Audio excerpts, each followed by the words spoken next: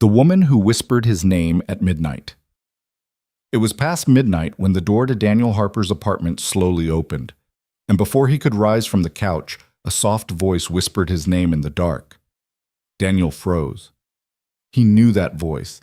It belonged to the woman from work, the one he'd walked home in the rain, the one whose kiss still burned in his memory 2 weeks later. The married woman. His heart hammered as her silhouette appeared in the doorway. "I filed the papers," she said, voice breaking. "I need you to know, this wasn't because of you. It was because of me." If you're watching from anywhere in the world, drop your city in the comments below. I want to see how far this story travels. And if you're here for the whole journey, hit that like button now. Trust me, you'll want to stay until the end. The fluorescent lights of Garrett's systems hummed their usual monotonous tune, casting that sterile blue-white glow across rows of cubicles and computer screens. Daniel Harper sat at his desk, fingers hovering over the keyboard, pretending to review system diagnostics while his mind wandered somewhere far more dangerous. It had been 3 years since Rebecca left. 3 years since he'd found the note on the kitchen counter. No explanation, just an apology and a forwarding address in Denver. 3 years since he had become the only parent in 7-year-old Caleb's world. 3 years of rebuilding everything from absolute zero. Daniel was 31, though some mornings he felt twice that. The bathroom mirror showed gray creeping into his temples earlier than genetics should have allowed. Stress, probably. Or exhaustion. Or the particular kind of loneliness that settles into your bones when you're touched out from bedtime routines but starved for adult conversation. He'd built a life that worked, precisely calibrated. School lunches prepared the night before, labeled and stacked in the refrigerator. Breakfast at 6:45 a.m. sharp. Drop off at Meadowbrook Elementary by 7:35. Work from 8 to 4:30, never a minute later, never flexible, never apologetic about it. Pick up by 5:15. Dinner by 6:30. Homework. Bath time, stories. Lights out by 8. Rinse. Repeat. Survive. He'd convinced himself this was enough, that Caleb's stability mattered more than his own happiness, that the hollow ache in his chest at 11 p.m., after the dishes were done and the apartment fell silent, was just the price of being a good father. And then Lena Whitaker joined the team. She'd arrived 6 months ago, transferred from the Kansas City office as a senior systems analyst. Daniel remembered that first morning. She'd walked into the break room wearing a charcoal blazer and carrying herself with the kind of composed confidence that made everyone else straighten their posture unconsciously. Their manager, Tom Burkowski, had made the introductions. "Daniel here is our best technician, knows these systems inside out. Lena's going to be leading the infrastructure upgrade project, so you two will be working closely." Lena had extended her hand, her grip firm and professional. Looking forward to it. Her eyes were gray-green, the color of storm clouds over flat Nebraska fields. And there was something in them, a tiredness, maybe, or a guardedness, that Daniel recognized immediately because he saw it in his own reflection every morning. The first few weeks were purely professional. She'd send him project specs, he'd provide technical assessments. She ran meetings with precision, never wasting time, always prepared. She didn't do small talk, didn't ask personal questions, didn't linger in doorways for idle chat like so many others did. Daniel appreciated that.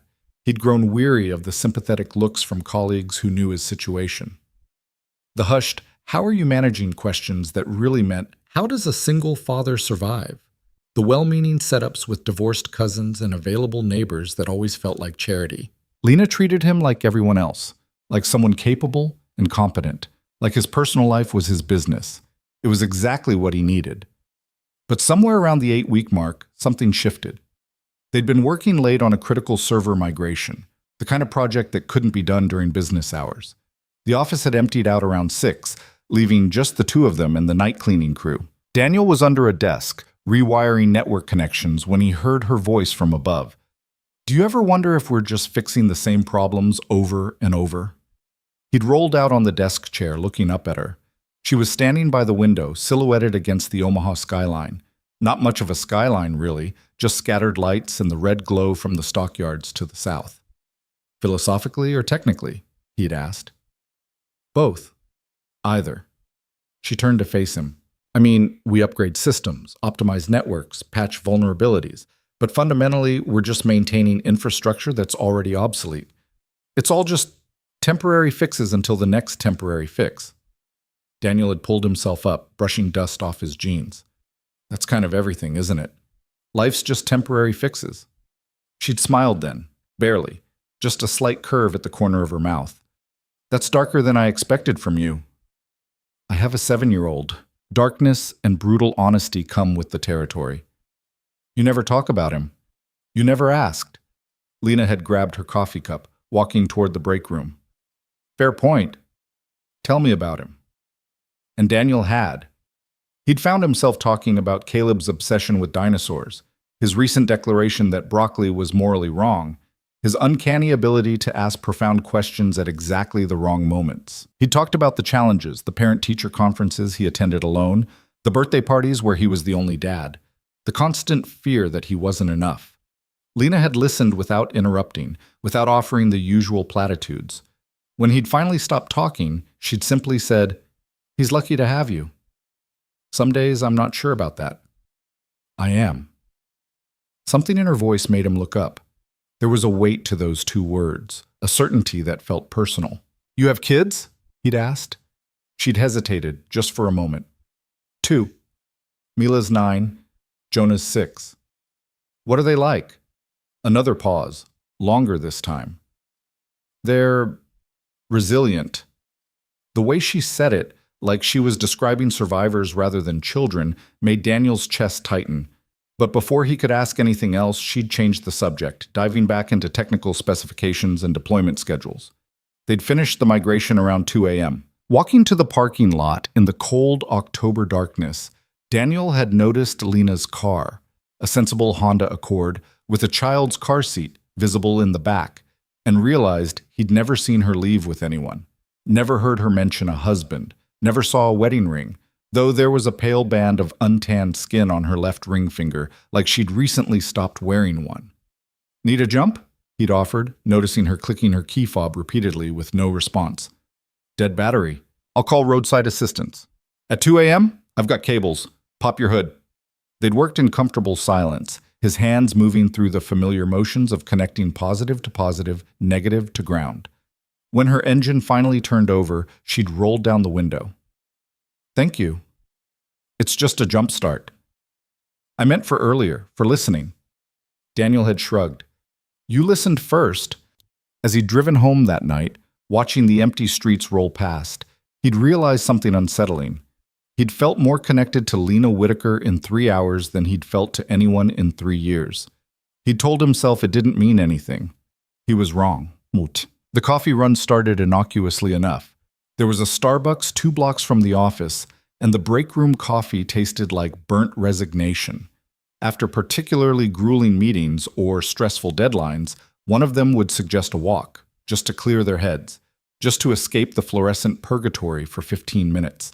It became routine, not scheduled, not formal, just understood. During these walks, Daniel learned things. He learned that Lena had grown up in Lincoln, that she'd studied computer science when women in tech were even more of a rarity, that she'd built her career through sheer competence and refusal to apologize for taking up space. He learned she was 42, 11 years older than him, though she carried it well. A few lines around her eyes, a streak of silver she didn't bother to dye out, a weariness that felt earned rather than aged. He learned she loved film noir, hated jogging but did it anyway, and had once harbored dreams of opening a bookstore before life got complicated. And slowly, carefully, he learned about her marriage. It came in fragments. A comment here, a sigh there. Her husband, Marcus, was a pharmaceutical sales rep who traveled constantly. They'd married young, too young, she admitted. The first years had been good, or at least good enough. Then the children came, and Marcus became more absent, and the distance between them widened until it became a chasm neither of them knew how to cross. We don't fight, she'd said one afternoon, staring into her cup like it held answers. That's the worst part. We're just parallel. 2 people living in the same house, managing the same logistics, completely separate. Have you talked to him about it? Talking requires both people to be present. Daniel had wanted to ask more, but something in her expression stopped him. There was shame there, mixed with resignation. The particular shame of someone who'd built a life that looked perfect from the outside while quietly suffocating on the inside. He recognized it because he'd felt echoes of it himself. The shame of Rebecca leaving, the shame of not being enough to make her stay, the shame of feeling relieved when she'd gone. They never talked about the fact that these coffee runs were probably inappropriate, that colleagues had started noticing, that Tom had made a joke about the dynamic duo that landed with uncomfortable weight. They never acknowledged that the space between them was charged with something neither of them wanted to name. Until the Thursday that changed everything. It was late November and winter had arrived with characteristic Midwest brutality. The temperature had dropped 20 degrees overnight, and freezing rain pelleted the office windows like tiny accusations. Daniel was packing up his desk at 4:25, his usual 5-minute buffer before leaving to get Caleb, when Lena appeared at his cubicle entrance. "Can I ask you something?" she said quietly. "Sure. Would you walk me home instead of me taking the bus? It's not far. Maybe 20 minutes. Daniel glanced at his watch. He'd have to text Mrs. Chen next door, ask her to get Caleb off the school bus, promise to pay her extra. But something in Lena's face, an exhaustion that went beyond physical tiredness, made him nod. "Let me make a call."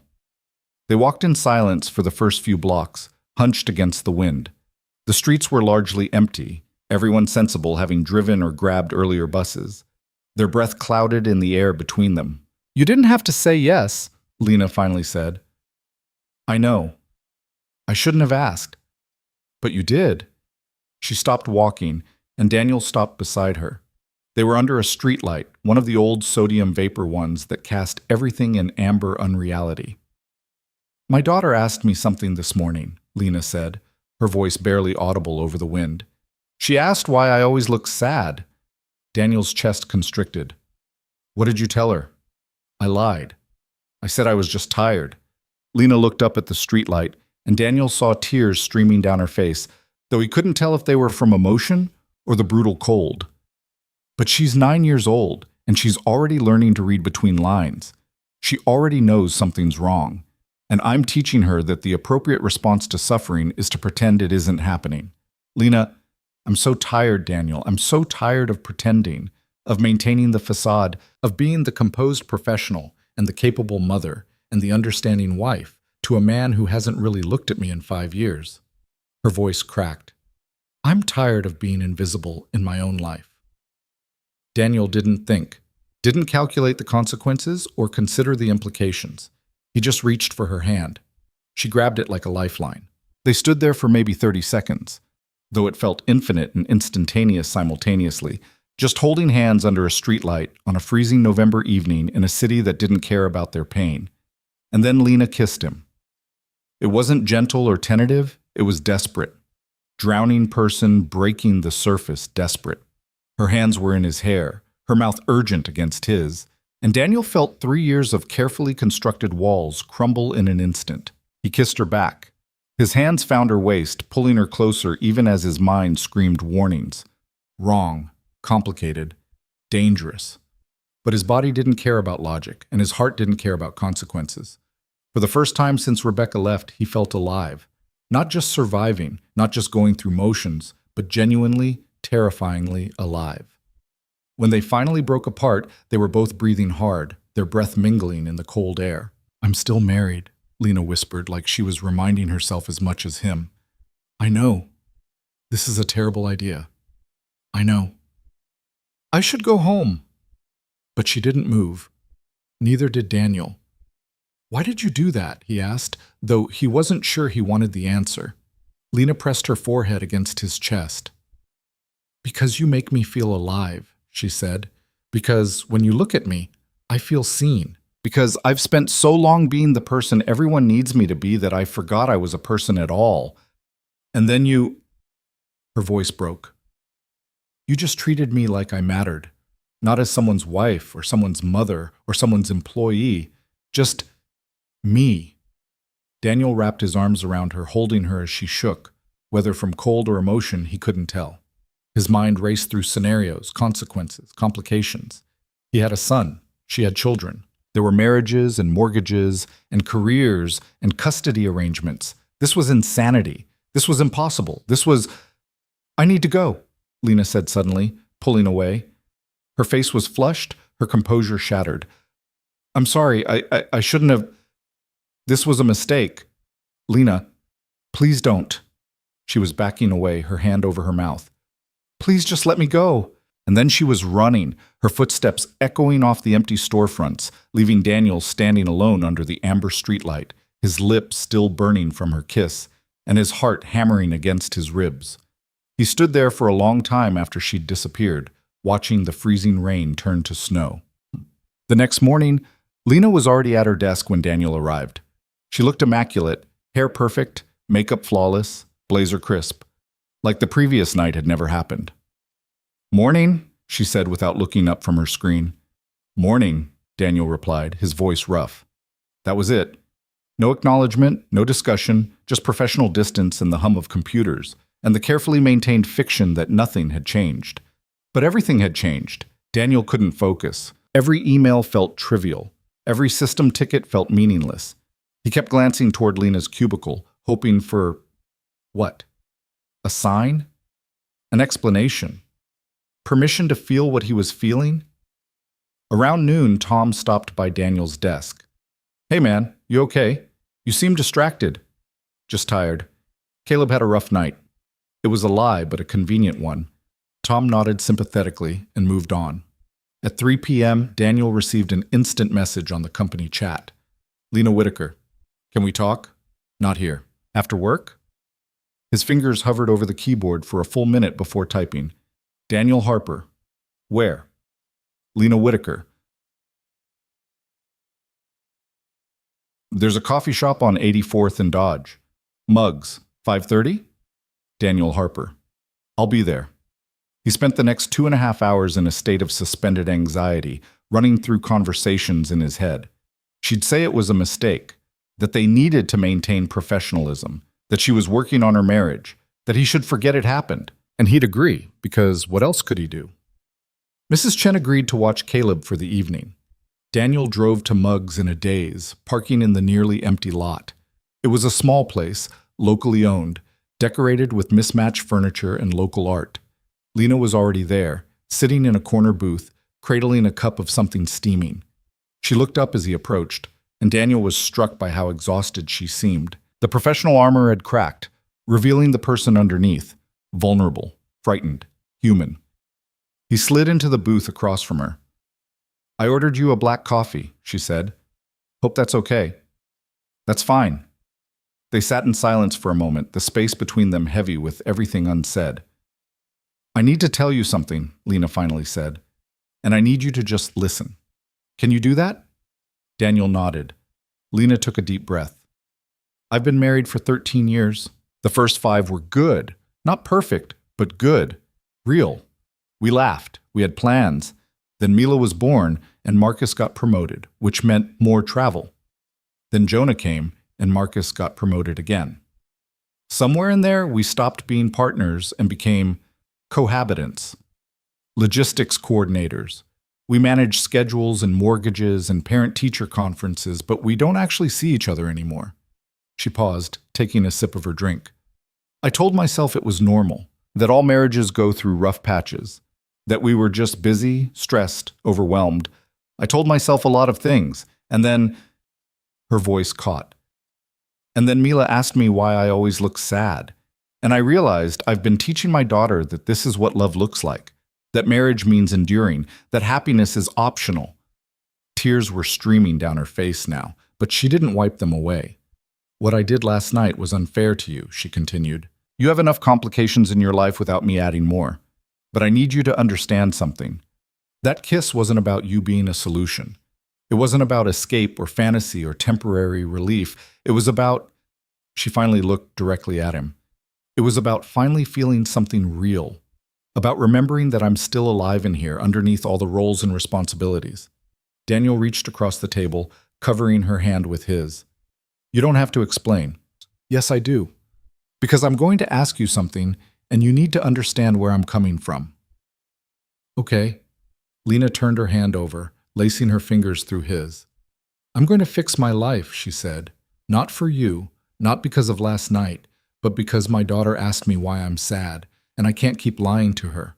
I can't keep lying to myself. I don't know what that means yet. Therapy, separation, divorce. I honestly don't know, but I'm done pretending. What are you asking me? I'm asking you to be patient. I'm asking you not to make this about us, because there can't be an us until I figure out who I am outside of this marriage. I'm asking you to understand that I might disappear for a while, and it won't be because you did anything wrong. She squeezed his hand. And I'm asking you to please not kiss me again until I'm free to kiss you back without guilt. Daniel felt something crack open in his chest, something that had been closed for 3 years. I can do that, he said quietly. You're sure? Because this might take months. Or it might never happen. Marcus might fight. The kids might hate me. I might decide I'm too scared to change anything. You could meet someone else. Lena. He squeezed her hand. I spent 3 years rebuilding my life from nothing. I learned patience. I learned that some things can't be rushed. I learned that choosing the hard right thing over the easy wrong thing is the only way to build something that lasts. He met her eyes. So yes, I'm sure. She smiled then, genuinely smiled, not the professional mask, but something real and fragile and beautiful. Thank you, she whispered. They sat there for another hour, drinking coffee that went cold, talking about everything except the future. She told him about Mila's love of reading, Jonah's obsession with dinosaurs, which made Daniel laugh, kindred spirits with Caleb. He told her about the time Caleb asked if his mom would come back for his birthday, and how Daniel had to explain that some people leave not because you're not enough, but because they need something different. When they finally left, standing in the parking lot as evening settled over Omaha, Lena reached up and touched his face. Just briefly, just her fingers against his cheek. I'm going to get my life together, she said. And then, if you're still interested, I'm going to take you on a proper date. The kind where I don't have to lie about where I'm going or who I'm with. The kind where I can actually be myself. I'll be interested, Daniel said. She smiled, then walked to her car, leaving Daniel standing in the cold parking lot, watching her taillights disappear into traffic. He drove home in a daze, his mind spinning with possibilities and complications. Mrs. Chen met him at the door, reporting that Caleb had eaten his dinner and finished his homework. Daniel paid her double her usual rate and sent her home. Caleb was in his pajamas, building an elaborate dinosaur scene on the living room floor. Dad, look! The T-Rex is attacking the Triceratops, but the Stegosaurus is going to save him.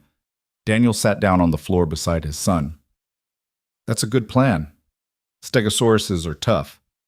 The toughest, Caleb agreed. He paused his play, looking up at Daniel with those too perceptive 7-year-old eyes. Dad, are you okay? Yeah, buddy. I'm okay. You look different. Different how? Caleb scrunched up his face, thinking. Less tired, maybe. Like you smiled more today. Daniel pulled his son into a hug, breathing in the smell of children's shampoo and innocent possibility. Maybe I did, he said softly. That's good, Caleb said matter-of-factly. You should smile more. Later, after Caleb was asleep, Daniel sat on the couch in the quiet apartment, staring at his phone. He thought about texting Lena, but decided against it. This was her journey to take, her choices to make. All he could do was wait and hope, and for the first time in 3 years, allow himself to imagine a future that included someone else. The weeks that followed were strange. Lena maintained professional distance at work, but there was a change in her, subtle but unmistakable. She laughed more, spoke up more in meetings, stopped apologizing for taking up space. Daniel watched from a respectful distance, keeping his promise. They still had their coffee runs occasionally, but they kept conversations light, safe. They talked about projects and deadlines and the peculiarities of their coworkers. They didn't talk about that kiss. They didn't talk about the future. But the awareness was always there, humming between them like electrical current. December arrived with brutal cold and early darkness. The office decorated for the holidays, cheap garland and a plastic tree in the break room. Tom organized a gift exchange that Daniel participated in with minimal enthusiasm. On the last Friday before Christmas break, Lena approached his desk around 4 p.m. Do you have plans tonight? She asked quietly. Just Caleb. Why? I told Marcus I wanted a separation. I'm moving out this weekend. My parents are taking the kids for the night so I can pack. She looked down at her hands. I don't want to be alone in that house. Not tonight. Daniel's heart hammered. What are you asking? I'm asking if you want to grab dinner, as friends, just company. He should say no. He knew he should say no. But the look in her eyes, exhausted and scared and desperately trying to be brave, broke through every rational objection. I'll need to arrange for Caleb. Of course. If it's too complicated, it's not. He pulled out his phone. Give me 15 minutes. Mrs. Chen agreed to an overnight stay. She adored Caleb and had done it before. Daniel went home, helped Caleb pack a bag, explained that Dad had to help a friend who was going through a hard time, and delivered his son to Mrs. Chen's warm, grandmother-scented apartment. He met Lena at a quiet restaurant on the edge of town, the kind of place where nobody from work would randomly appear. She was already seated when he arrived, and she'd changed out of her work clothes into jeans and a sweater. Without the professional armor, she looked younger, vulnerable. Thank you for coming, she said as he sat down. How did it go? With Marcus? Exactly as I expected. He asked if there was someone else. I said no, which is technically true. There isn't, not yet. She gave him a meaningful look. He didn't fight, didn't ask me to reconsider, just asked about logistics, custody schedules, asset division, like we were dissolving a business partnership, not a marriage. How do you feel? Lena was quiet for a long moment. Relieved, she finally said. Terrified, guilty, free, all of it at once. She looked up at him. Is that normal? I don't know if there's a normal for this. They ordered food neither of them really wanted and talked for hours. She told him about the early days with Marcus, about the slow erosion of connection, about the moment she realized they'd become strangers. He told her about Rebecca, about the note on the counter, about the particular pain of someone choosing to leave rather than choosing to fight. Do you still love her? Lena asked. Daniel considered the question carefully. I don't think so. I think I love who I thought she was. But that person maybe never existed, or I never really knew her. Either way, what I feel now is just absence. The shape of where someone used to be. That's exactly it, Lena whispered. The shape of where someone used to be. When the restaurant began closing around them, they moved to the parking lot, neither quite ready to say goodbye. Lena leaned against her car, looking up at the stars barely visible through Omaha's light pollution. I'm going to be living with my parents for a while, she said, with 2 kids in a house that barely has room for one. It's going to be chaos. Chaos can be good. Can it? It means things are changing. Static is what kills you. She turned to look at him. When did you become so wise? I'm not wise. I'm just someone who survived change and lived to tell about it. Lena reached out, taking his hand. I meant what I said. About fixing my life first. About not rushing into something new before I've properly ended the old. I know. But I also need you to know, she squeezed his hand, this isn't uncertainty. I know what I want. I just need time to get there properly. Daniel pulled her into a hug, holding her as the December wind whipped around them. She buried her face in his chest, and he felt her shoulders shake. It's going to be okay, he murmured into her hair. Promise? He thought about all the empty promises he'd been given over the years, about Rebecca promising to work on their marriage 2 weeks before she left, about his own parents promising their divorce wouldn't change anything when he was 10, about every well-meaning person who'd promised he'd meet someone else someday. No, he said honestly. I can't promise it'll be okay, but I can promise you won't go through it alone. She pulled back, looking up at him with eyes that gleamed in the parking lot lights. That's enough, she said. That's more than enough. They stood there for another moment, and Daniel could feel the pull between them, the magnetic attraction of 2 people who'd found each other at exactly the wrong time. Or maybe exactly the right time, depending on how you looked at it. I should go, Lena finally said. Long day tomorrow. Call me if you need anything, moving help, someone to vent to. Anything. I will. She got in her car, but before starting the engine, she rolled down the window. Daniel? Yeah? Thank you for seeing me, for really seeing me." "That's easy," he said. "You're worth seeing." He watched her drive away, then sat in his own car for a long time, processing everything. His phone buzzed, a text from Mrs. Chen with a photo of Caleb asleep on her couch, surrounded by stuffed animals. Daniel smiled. His son was safe. Lena was taking steps to change her life. And for the first time in years, the future felt like something other than just survival. It felt like possibility.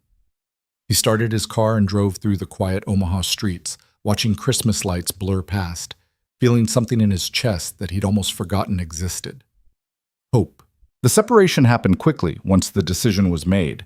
By the second week of January, Lena had moved into her parents' modest ranch house on the north side of town, her children's belongings crammed into what used to be her teenage bedroom. The chaos she'd predicted materialized immediately. Toys scattered across her mother's pristine living room, conflicting bedtimes and house rules. The constant underlying tension of 3 generations navigating shared space. But there was also laughter, real laughter, the kind that had been absent from her marriage for years. Daniel kept his distance, honoring his promise. They texted occasionally, brief exchanges about work projects or funny things their kids had said. Nothing romantic, nothing that crossed lines, but every message felt charged with subtext, with possibility deferred but not abandoned. At the office, rumors swirled. People noticed Lena's missing ring, her new address in the employee directory, the way she and Daniel carefully avoided being alone together. Tom pulled Daniel aside one afternoon in late January. "Look, I'm not trying to get in your business," Tom said, lowering his voice. "But people are talking about you and Lena." Daniel's jaw tightened. "There's nothing to talk about." "I believe you, but perception matters. And if there's going to be something eventually—" "Tom, let me finish. If there's going to be something eventually, just be smart about it. Give her separation time to breathe. Don't give HR any ammunition, because you're both good at your jobs and I don't want to lose either of you over optics." Daniel nodded slowly. "Understood." "Good. Now get back to work." The conversation left Daniel unsettled. He hadn't considered the professional implications, the whispers in break rooms, the judgment from people who didn't know their stories. He texted Lena that evening. "Daniel, Tom talked to me today about perceptions." Lena, "He talked to me too 2 hours ago." Daniel, "What did he say?" Lena, "Same thing, probably. Be careful. Don't mix personal and professional. Standard HR prevention." Daniel, "Does it bother you? The rumors?" Lena, "Honestly? No, let them talk. I've spent too much of my life managing other people's opinions. I'm done with that." Daniel, "Good." Lena, "How's Caleb?" Daniel, "Asleep, finally. He asked me today if people can be friends before they're family." Lena, "What did you tell him?" Daniel, "I said yes, that sometimes the best families start as friends." Lena, "You're going to make me cry in my childhood bedroom." Daniel, "Sorry." Lena, "Don't be. It's the good kind of crying." Daniel stared at his phone for a long moment before typing his next message. Daniel, "I miss you." The 3 dots appeared, disappeared, appeared again. Finally, her response came through. Lena, "I miss you too. But I'm doing this right. We're doing this right." Daniel, "I know. Doesn't make it easier." Lena, "No. But it makes it worth it." February brought bitter cold and the slow, grinding machinery of legal separation. Lena met with lawyers, filed paperwork, negotiated custody arrangements with Marcus's attorney. Marcus himself remained oddly passive, agreeing to joint custody without contest, splitting assets down the middle with mechanical precision. "It's like he's relieved," Lena told Daniel during one of their coffee runs. They'd resumed them, carefully, keeping conversation professional in public, but allowing themselves these brief moments of connection. Like he's been waiting for permission to leave too. Maybe he has been. Then why didn't he just say something? Daniel considered this. Fear, probably. Same reason you didn't. It's easier to endure than to blow everything up and start over. They were walking past the frozen riverfront, their breath clouding in the air. Lena had her hands shoved deep in her coat pockets, her shoulders hunched against the wind. "Mila asked me last night if it was her fault. Lena said quietly. If her question about why I looked sad, if that's what made me leave. Daniel's chest constricted. What did you tell her? I told her she gave me the courage to stop pretending, that sometimes kids see things adults try to hide, and that her honesty saved me. Lena's voice cracked slightly. I told her that loving someone means wanting them to be happy, even when happiness requires change. How did she take it? Better than I expected. She's perceptive, Daniel. Too perceptive for 9 years old. She knows her father and I weren't happy. I think part of her is relieved we're not pretending anymore. And Jonah? He's 6. He mostly cares about whether he still gets his dinosaur bedtime stories and who's making his breakfast. As long as those things stay consistent, he adapts. She smiled slightly. Kids are more resilient than we give them credit for. They walked in silence for a while, the frozen river stretching beside them, patches of ice gleaming in the weak winter sun. Can I ask you something? Lena finally said. Always? Do you ever worry that we're making a mistake?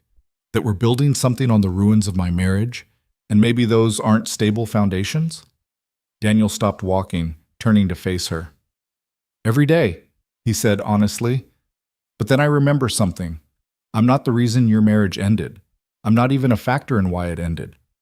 That was already dying long before I showed up. What I am is someone who sees you, really sees you. And if that makes me a mistake, then I'm okay being that kind of mistake.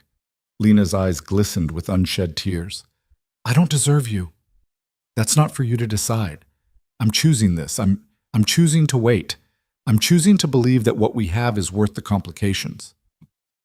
Even though I cannot give you a timeline, even though the divorce might take months, even though there are kids involved in custody schedules and a whole mess of complications? Especially because of all that, Daniel said, because it means you're doing it right. Not running from one thing to another, but actually dealing with your life. That's not a warning sign. That's the opposite. Lena reached out, her gloved hand finding his. They stood there on the frozen riverfront, two people navigating impossible situations, holding hands like teenagers despite being well into adulthood. I have a therapy appointment tomorrow, Lena said. First one. That's good. I'm terrified. Also good. Means it matters.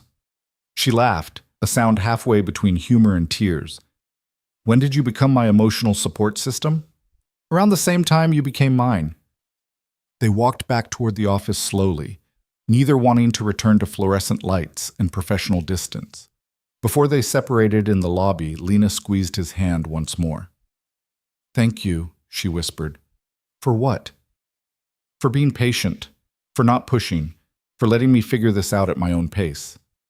That's what you do when you care about someone, Daniel said simply. The elevator dinged, doors opening to reveal 3 colleagues from accounting. Lena dropped his hand smoothly, stepping back into professional space. But the look she gave him before the elevator doors closed spoke volumes. March arrived with the first hints of spring, temperatures climbing above freezing, patches of brown grass emerging from snow, the promise of renewal in the air. Lena's therapy sessions continued weekly, and Daniel watched her slowly transform. Not into someone different, but into a more authentic version of herself. She started wearing brighter colors to work, started speaking up in meetings without apologizing first, started setting boundaries with her parents about parenting her own children. Small changes, but significant ones.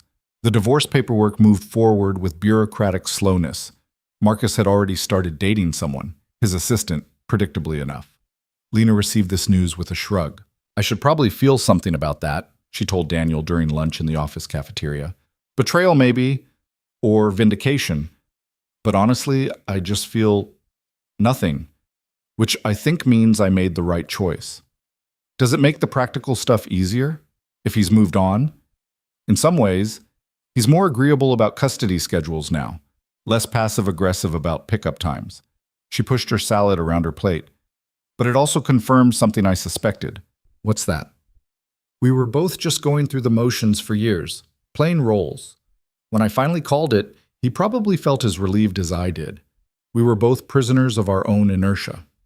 Daniel reached across the table, touching her hand briefly before pulling back, conscious of watching eyes, of workplace protocols. At least you're free now. Getting there, she corrected. Not free yet. But getting there, the custody arrangement solidified into a pattern. Lena had the kids Sunday through Wednesday. Marcus had them Thursday through Saturday. It was imperfect and occasionally chaotic, but it worked. The children adapted with the remarkable flexibility of youth. On a mild evening in late March, Daniel's phone rang just after he'd put Caleb to bed. Lena's name flashed on the screen. "Hey," he answered. "Are you busy?" Her voice sounded strained. "Never too busy for you. What's wrong?" "Nothing's wrong, exactly. Can I come over? The kids are at Marcus's tonight, and I'm sitting in my parents' house, and I just need to see you. Is that okay?" Daniel's heart rate accelerated. In 3 months of separation, they'd maintained careful boundaries. Coffee runs, lunch in public places, text messages, but never alone in private spaces. Never crossing that line. "Of course," he said. "But Caleb's asleep upstairs, so we'll need to keep it quiet." "I can do quiet." 20 minutes later, Daniel heard the soft knock on his apartment door. He opened it to find Lena standing in the hallway, wearing jeans and an oversized sweater, her hair down around her shoulders instead of pulled back in her usual professional style. "Hi," she said softly. "Hi, come in." She stepped inside, looking around at his modest apartment, the worn couch, the mismatched furniture, the evidence of single parenthood everywhere. Caleb's backpack by the door, crayon drawings on the refrigerator, a pile of folded laundry on the dining table. "It's small," Daniel said, suddenly self-conscious, "but it works for us." "It's perfect," Lena said. "It feels lived in, real." She walked to the refrigerator, examining the drawings. "These are good. Caleb's very proud of his artistic phase. You should be too." She turned to face him. "Can we sit?" They settled on the couch, maintaining careful distance between them. Lena drew her knees up, wrapping her arms around them, a vulnerable posture that made her look younger than her 42 years. "I had a breakthrough in therapy today," she said. "Want to hear about it?" "Always." "My therapist asked me to describe what happiness feels like, and I realized I couldn't. Not really. I could describe contentment or satisfaction or the absence of unhappiness, but actual joy? I couldn't remember the last time I felt it." She looked at him, and then she asked me to describe a moment when I did feel happy, recently happy. "What did you say?" I told her about our coffee runs, about the day you fixed my car battery at 2 a.m, about the conversation we had in that restaurant in December. She paused. "About you." Daniel's throat tightened. "What did she say?" "She said it was significant that I could only identify happiness in connection with someone I'm not supposed to be with yet, that I'm still defining myself in relation to others instead of finding joy independently." Lena's voice grew thoughtful. "And she's right. I jumped from my parents' house to Marcus's house to my parents' house again. I've never actually been alone, never built a life that's just mine." "What are you saying?" "I'm saying that I need to do that. Before I can be with you, before I can be with anyone, I need to figure out who Lena is when she's not someone's wife or someone's daughter." She met his eyes. "But I also need you to know that doesn't change how I feel about you. It just means I need to be whole before I can offer myself to someone else." Daniel absorbed this, understanding the wisdom in it, even as disappointment settled in his chest. "How long?" "I don't know. My therapist suggested at least 6 months of actually living independently, of making my own decisions without considering a partner's opinion, of being alone without being lonely." 6 months. Maybe more, maybe less. I don't know, Daniel. She reached for his hand. "I know it's unfair to ask you to keep waiting. I know you have every right to move on, to find someone without all this baggage." "Stop," he squeezed her hand. "You're not baggage. You're someone doing the hard work of becoming healthy. That's not something I want you to rush." "You're sure?" "I spent 3 years in survival mode after Rebecca left. I know what it's like to just function without actually healing. If you need 6 months or a year or whatever it takes to actually process your divorce and figure out who you are, then that's what you need." He lifted her hand, pressing it against his chest where his heart was hammering. "I'll be here." Lena's eyes filled with tears. "Why are you so patient with me?" "Because you're worth waiting for." She leaned forward, and for a moment Daniel thought she might kiss him. Instead, she rested her forehead against his, their breath mingling in the small space between them. "I want to kiss you so badly right now," she whispered. "I know, me too. But I can't. Not yet. Not until I'm free. Really free." "I know." They stayed like that for a long moment, not quite touching, but close enough to feel each other's warmth, navigating the impossible space between want and wisdom. Finally, Lena pulled back. "I should go, before I make a choice I'm not ready for." "Okay." She stood, and Daniel walked her to the door. Before opening it, she turned back. "Daniel?" "Yeah?" "In 6 months, or a year, or whenever I'm ready.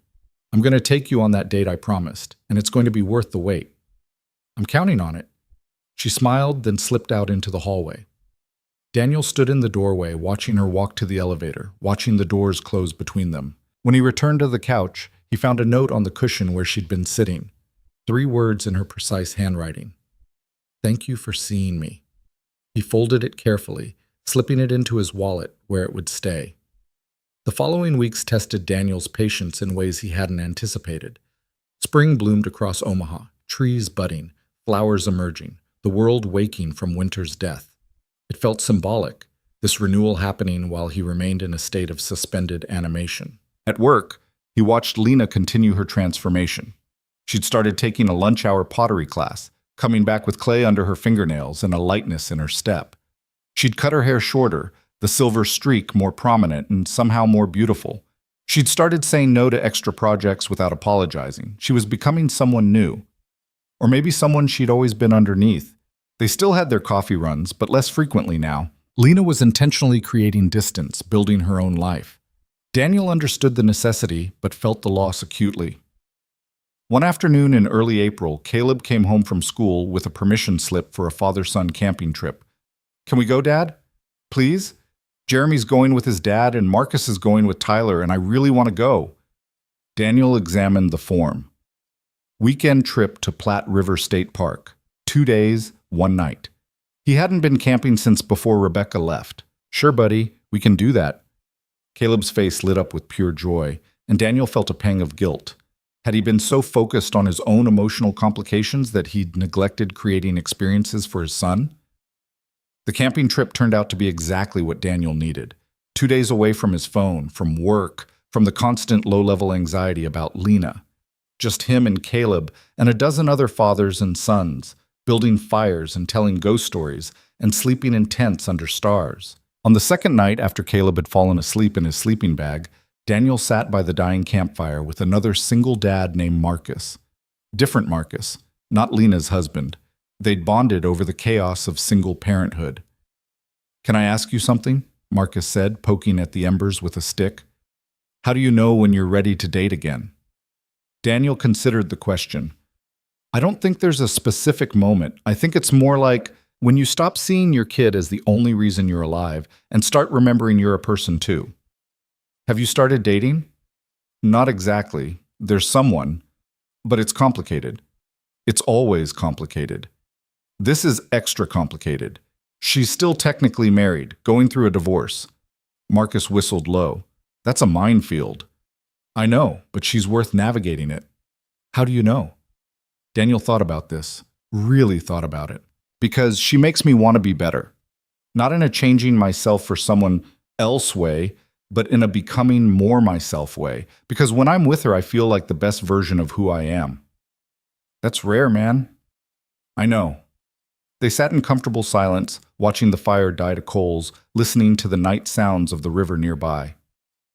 "For what it's worth," Marcus finally said, "I hope it works out for you." "Thanks." Driving home Sunday evening, Caleb chattering excitedly about everything they'd done, Daniel felt something shift in his chest, a clarity he hadn't possessed before.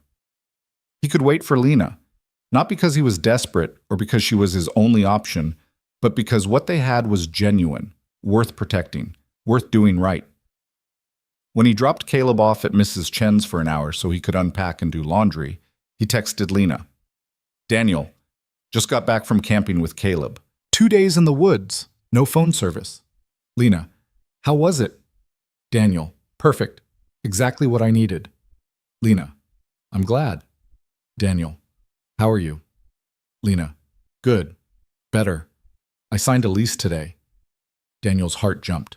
Daniel, your own place? Lena, small apartment on the west side, 2 bedrooms, nothing fancy, but it's mine. Daniel, that's huge. Lena, I move in next month. I'm terrified and excited and about 17 other emotions simultaneously. Daniel, you're going to do great. Lena, I hope so. The kids will split time between there and my parents' place until I get fully settled. But it's a start. Daniel, it's more than a start. It's you building your own life. Lena, thank you for understanding why I need to do this.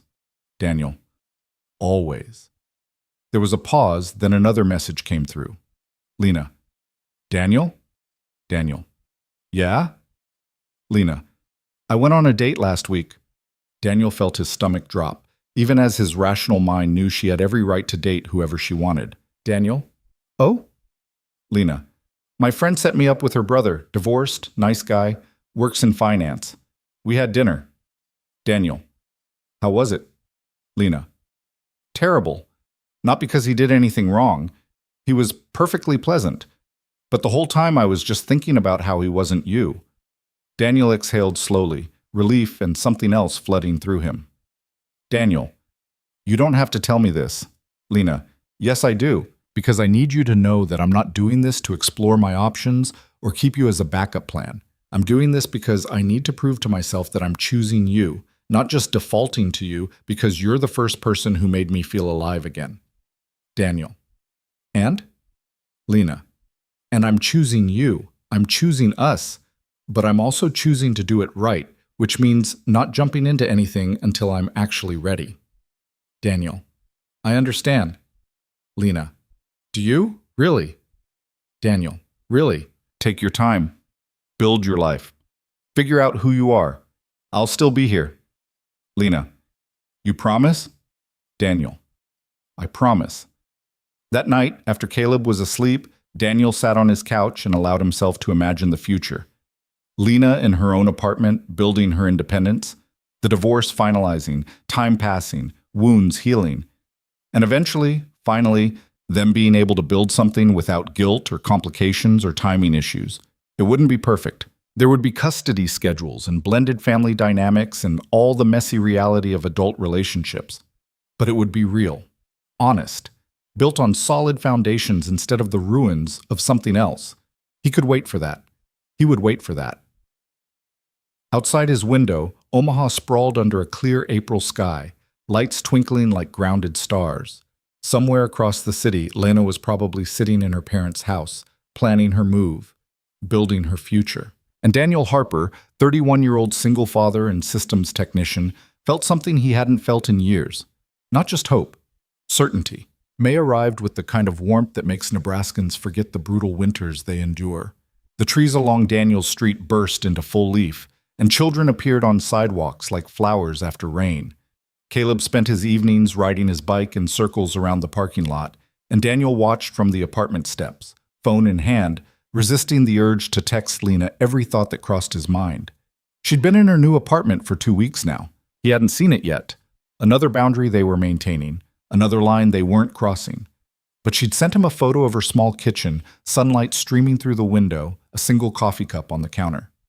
"It's mine," she'd texted. "That's all that matters." At work, the distance between them had become almost comfortable. They'd mastered the art of professional interaction, brief exchanges in meetings, project updates via email, the occasional acknowledgement in the hallway. To outside observers, they were simply colleagues, nothing more. But Daniel felt the current between them every time they were in the same room. The awareness, the wanting, the promise of something deferred but not denied. On a Wednesday afternoon in mid-May, Tom called Daniel into his office. Daniel's stomach clenched. These spontaneous meetings were rarely good news. "Sit down," Tom said, gesturing to the chair across from his desk. Daniel sat, trying to read Tom's expression and failing. "I'm going to be direct," Tom said. "The company's opening a new office in Lincoln. They need someone to lead the technical infrastructure team. It's a promotion, senior systems architect.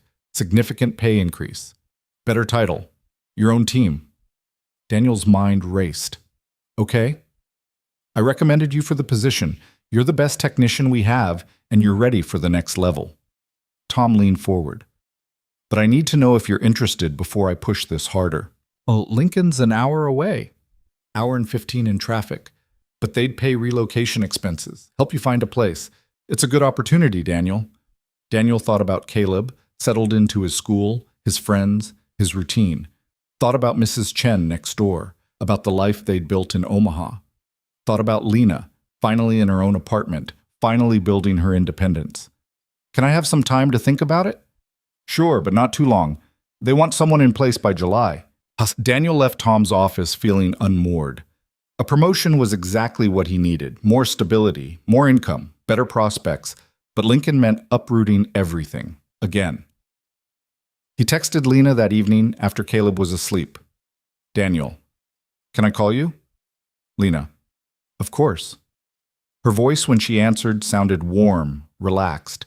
He could hear music playing softly in the background. Hey, he said. Hey yourself, what's going on? I got offered a promotion, senior architect position, leading a team. Daniel, that's amazing. He could hear genuine excitement in her voice. You absolutely deserve it. It's in Lincoln. Silence. The music in the background seemed suddenly too loud. Oh, Lena finally said. Yeah, that's an hour away. Hour and 15 in traffic. More silence. Daniel could almost hear her processing, could imagine her sitting in her new apartment, trying to figure out what this meant for them. What are you going to do? She asked quietly. I don't know. I wanted to talk to you first. Daniel, you can't make career decisions based on me, based on us. We're not even together yet. I know that, but you're still a factor. Whether we're officially together or not, you matter to me. He heard her breathe out slowly. What does Caleb think? I haven't told him yet. Wanted to sort through my own thoughts first. Would it be good for him? The move? Daniel had been asking himself the same question. Maybe. Better schools in Lincoln, lower cost of living, more space. He paused. But it would mean leaving everything familiar, again. He's resilient. Everyone keeps saying that about kids, but resilience doesn't mean change doesn't hurt. No, Lena agreed softly. It doesn't. They sat in silence for a moment, the phone line crackling faintly between them. Can I be honest about something selfish? Lena asked. Always. The thought of you being an hour away terrifies me. Not because I need you nearby, I'm doing okay on my own, but because we've waited this long, and we're so close to the finish line, and now there's this potential distance between us. Her voice caught. And I know that's unfair. I know I'm the one who asked you to wait, who needed time and space. I have no right to ask you to turn down a promotion because of me. You're not asking. I'm choosing to consider all the factors. But your career matters. Your future matters. Caleb's opportunities matter. Those things are more important than whatever this is between us. Are they? Daniel asked quietly. Because from where I'm sitting, what we have is pretty damn important. He heard her start to cry, soft, muffled sounds like she was trying to hold it back. I don't want to be the reason you sacrifice your career, she said. I can't be that person. You're not. I haven't made a decision yet. I'm just thinking out loud. Think practically, Lena said, her voice steadier. Think about what's best for Caleb, for your career. An hour isn't insurmountable. People do long-distance relationships all the time. We're not even in a relationship yet. But we will be. Eventually. She paused. Won't we? The vulnerability in that question broke something open in Daniel's chest. Yes, he said firmly. We will be. Then think about this as a temporary complication, not a deal breaker. You take the promotion, you move to Lincoln, we navigate the distance until I'm ready. It's not ideal, but it's not impossible. You make it sound simple. It's not simple, but it's doable. And Daniel, I've spent too many years watching you pass up opportunities because you're always putting everyone else first. Don't do that this time, not even for me. After they hung up, Daniel sat on his couch for a long time, turning the decision over in his mind like a puzzle piece that didn't quite fit anywhere. The next morning, he told Caleb about the possibility over breakfast. Lincoln? Caleb said, his spoon hovering over his cereal. Where's that? About an hour from here. It's the capital, bigger than Omaha in some ways. Would I have to change schools? Yes. Caleb's face fell. But I like my school. I like my teacher. Jeremy's in my class. I know, buddy, and we haven't decided anything yet. I'm just telling you it's a possibility. Do you want to move? Daniel considered how to answer honestly without burdening his 7-year-old with adult complications. Part of me does. It would be a better job, which means more money, which means maybe we could have a bigger place. Maybe get that dog you keep asking about. Caleb's eyes lit up momentarily before clouding again.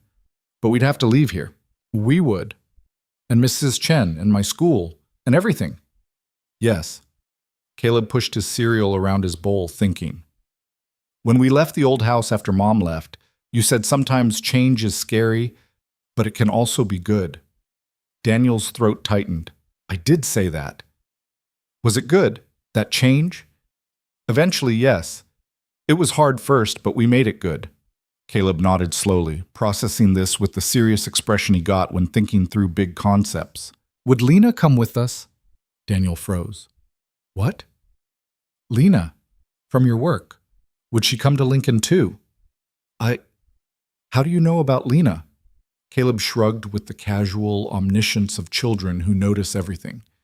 You talk about her sometimes, and you smile different when you text her. You get that look. What look? The happy but also worried look.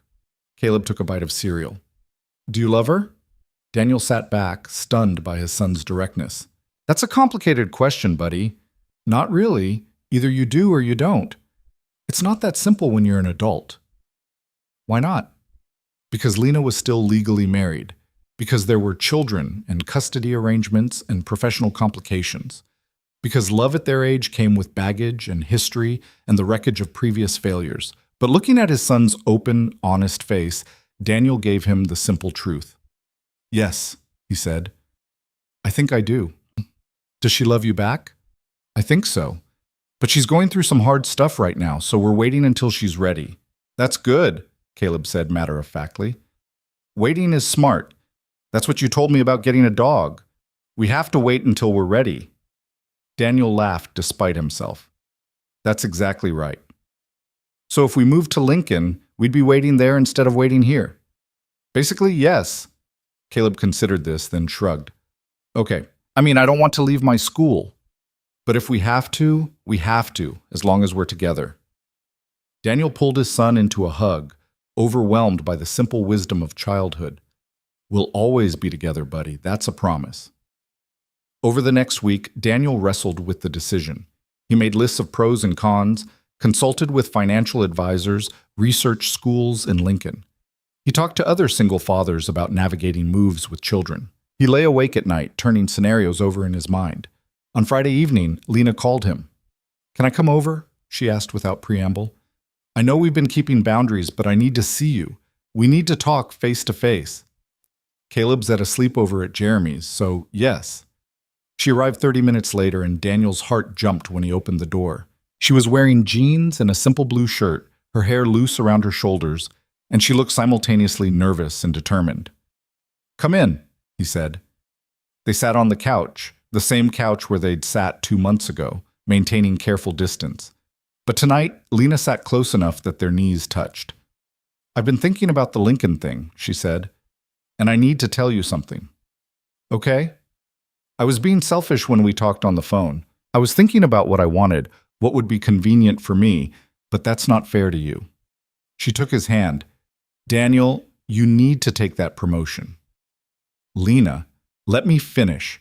You need to take it because it's the right move for your career, because it's better for Caleb in the long run, because you've spent 3 years in survival mode, making every decision based on what's safest rather than what's best. She squeezed his hand. I spent 13 years doing that, making the safe choice, staying in the comfortable prison. And I don't want that for you. But we just started waiting, she corrected. And we can keep waiting with an hour between us. People navigate worse distances than that. Daniel searched her face. Are you sure about this? No, I'm terrified, but I'm also certain that you taking this job is the right thing, even if it's inconvenient for us. She smiled slightly. Besides, my divorce should be final in about 3 months. By the time you're settled in Lincoln, I'll be ready. And then we can figure out what comes next. 3 months? Marcus signed everything. His lawyer submitted the final paperwork last week. Barring any complications, it'll be official by August. Daniel felt his pulse accelerate. That's real. That's actually happening. It's actually happening. Lena moved closer, her free hand coming up to touch his face. And when it does, I want you to know something. I want you to know that I'm choosing you, not because you're convenient or because you were there when I needed someone, but because you're you, because you see me, because you make me want to be better.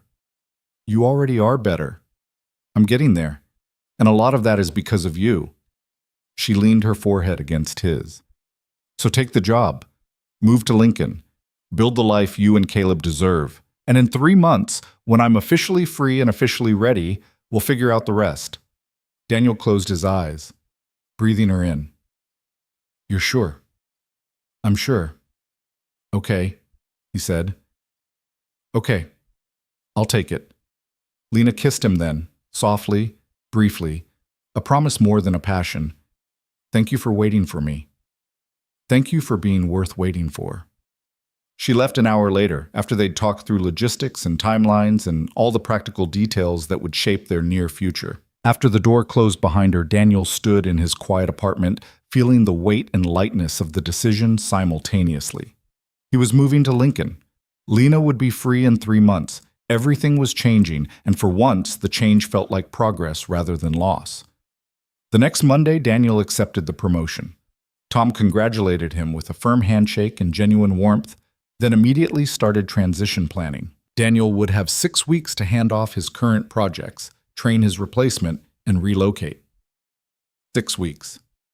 It felt like forever and no time at all. He told Caleb that night, and his son took it with the adaptability of childhood. Can we get a dog in Lincoln? Was his primary question. Maybe, Daniel said. Let's get settled first. The following weeks blurred together in a chaos of packing and planning. Daniel found an apartment in Lincoln, a 2-bedroom place with actual space, a small yard, walking distance to a highly rated elementary school. He enrolled Caleb for the fall semester. He said goodbye to Mrs. Chen, who cried and made him promise to visit. At work, Lena maintained professional distance, but Daniel felt her support in small ways. A coffee left on his desk during particularly stressful days. A text late at night checking that he was okay. A smile across the conference room that said more than words could. On his last day at the Omaha office, the team threw him a small party. Generic cake, cheap champagne, a card everyone signed. Tom gave a speech about Daniel's contributions, and people clapped. It was standard corporate ritual, but it felt significant. Lena didn't say anything during the official goodbye, but after everyone else had left, she appeared at his cubicle. So, she said. So, he echoed. Lincoln. Lincoln. Listen. She handed him a small wrapped package. Don't open it until you're settled. What is it? You'll see.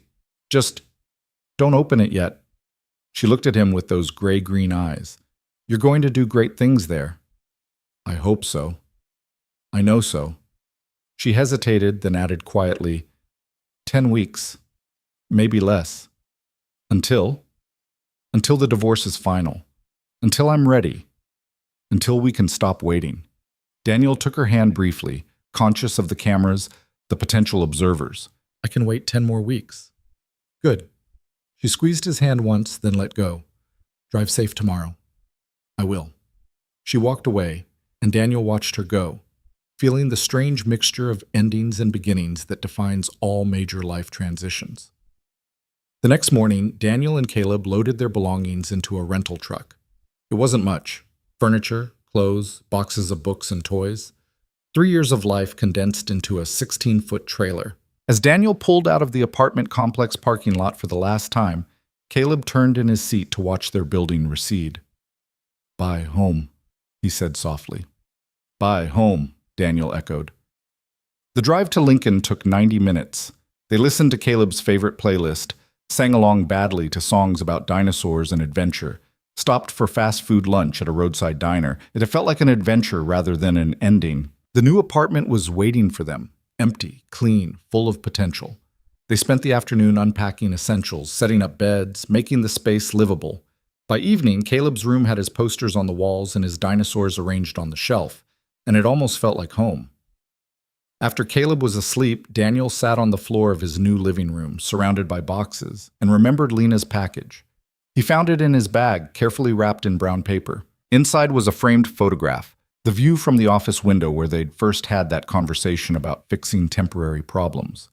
The Omaha skyline at dusk, lights beginning to twinkle, the red glow of the stockyards in the distance. On the back, in Lena's handwriting, remember where you came from, but don't forget where you're going. 10 weeks. L. Daniel set the frame on his windowsill, looking out at his new city. Lincoln's skyline was different. The state capitol building lit up like a beacon.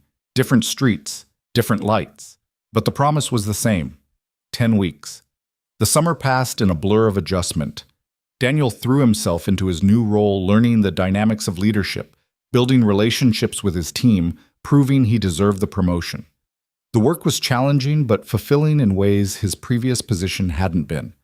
Caleb adapted with remarkable speed. He made friends at a summer day camp, explored the neighborhood on his bike, declared that Lincoln was pretty good, actually. They got a dog, a rescue mutt named Shadow, who was equal parts golden retriever and chaos. And suddenly, their apartment felt genuinely like home. Daniel and Lena talked on the phone several times a week. She told him about her therapy progress, about pottery classes she'd started taking, about Mila and Jonah adjusting to the new custody arrangement. She sounded lighter each time they talked, more herself. I went to a concert last weekend, she told him in mid-July. By myself. Just bought a ticket and went. When was the last time I did something like that? How was it? Terrifying at first. I almost turned around 3 times. But then the music started and I was just there. Present. Not someone's wife or mother or employee, just a person listening to music. She laughed. Is this what being an adult on your own feels like? Pretty much. I like it. It's scary, but I like it. In early August, Lena called him with news. It's official, she said, and Daniel could hear the tears in her voice. The divorce is final. I'm legally single. Daniel sat down on his couch, Shadow's head in his lap, and felt something shift in his universe. How do you feel? He asked. Free, she said simply. Sad. Relieved. Scared. But mostly free. Are you ready? There was a pause, then with absolute certainty. Yes, I'm ready. So what happens now? Now, Lena said. I think you owe me a first date. A real one, where I don't have to lie about where I'm going or who I'm with, where I can just be myself. Daniel smiled. When? This weekend? I could drive to Lincoln, see your new place, meet Shadow, take you to dinner. Lena Whitaker, are you asking me out on a date? I am. After making you wait 9 months, it's the least I can do. Then yes, absolutely yes. Saturday? Saturday. After they hung up, Daniel sat in his living room, Shadow snoring gently beside him, and felt something he'd almost forgotten existed. Pure, uncomplicated joy. Saturday arrived bright and clear. Daniel cleaned the apartment with nervous energy, changed his shirt 3 times, and checked his phone approximately every 30 seconds. Caleb watched this performance with amused tolerance. You're acting weird, Dad. I'm not acting weird. You changed your shirt again. That's 4 times. I'm trying to look nice. For Lena? Yes, for Lena. Caleb grinned. She's going to think you look nice no matter what. She likes you. How do you know? Because she gets the same look you get. The happy, worried look. Caleb paused. Is she going to be my stepmom? Daniel's heart stopped. We're just going on 1 date, buddy. Let's not get ahead of ourselves. But maybe eventually. Maybe eventually. Would that be okay with you? Caleb shrugged with the casual acceptance of children. Yeah, she seems nice, and she has kids, so I'd have a brother and sister, kind of. That could be cool. Before Daniel could respond, there was a knock on the door. He opened it to find Lena standing there, wearing a sundress and carrying a bottle of wine, looking nervous and beautiful and real. "Hi," she said. "Hi," he managed. They stood there for a moment, just looking at each other. 9 months of waiting and wanting and choosing to do things right, culminating in this single moment. "Can I come in?" she asked with a small smile. "Yes, sorry, yes." Daniel stepped aside and Lena entered his new life. Caleb appeared from his room, suddenly shy. "Hi, Lena." "Hi, Caleb. It's so nice to finally meet you properly." She held out her hand formally, and Caleb shook it with exaggerated seriousness. "Dad talks about you a lot," Caleb said. "Does he?" "Yeah, he says you're smart and brave." Lena glanced at Daniel, eyes bright. "That's very kind of him." Shadow bounded into the room then, all wagging tail and enthusiastic greeting. Lena laughed, crouching down to pet him. "And who's this?" "That's Shadow," Caleb said proudly. "We rescued him. He's kind of crazy, but really nice." Lena looked up at Daniel. "You got a dog." "I got a dog." "Caleb convinced you?" "Caleb and Lincoln convinced me. Turns out I can make impulsive decisions when I'm not in survival mode." They spent the afternoon together, the three of them plus Shadow, walking through Daniel's new neighborhood, talking easily, letting Caleb fill silences with observations about his new school and his new friends. It felt natural in a way Daniel hadn't anticipated, not forced or awkward, but genuinely comfortable. Around 5, Daniel's mother called and offered to take Caleb for the evening. She lived 20 minutes away in Lincoln and had been thrilled when they'd moved closer.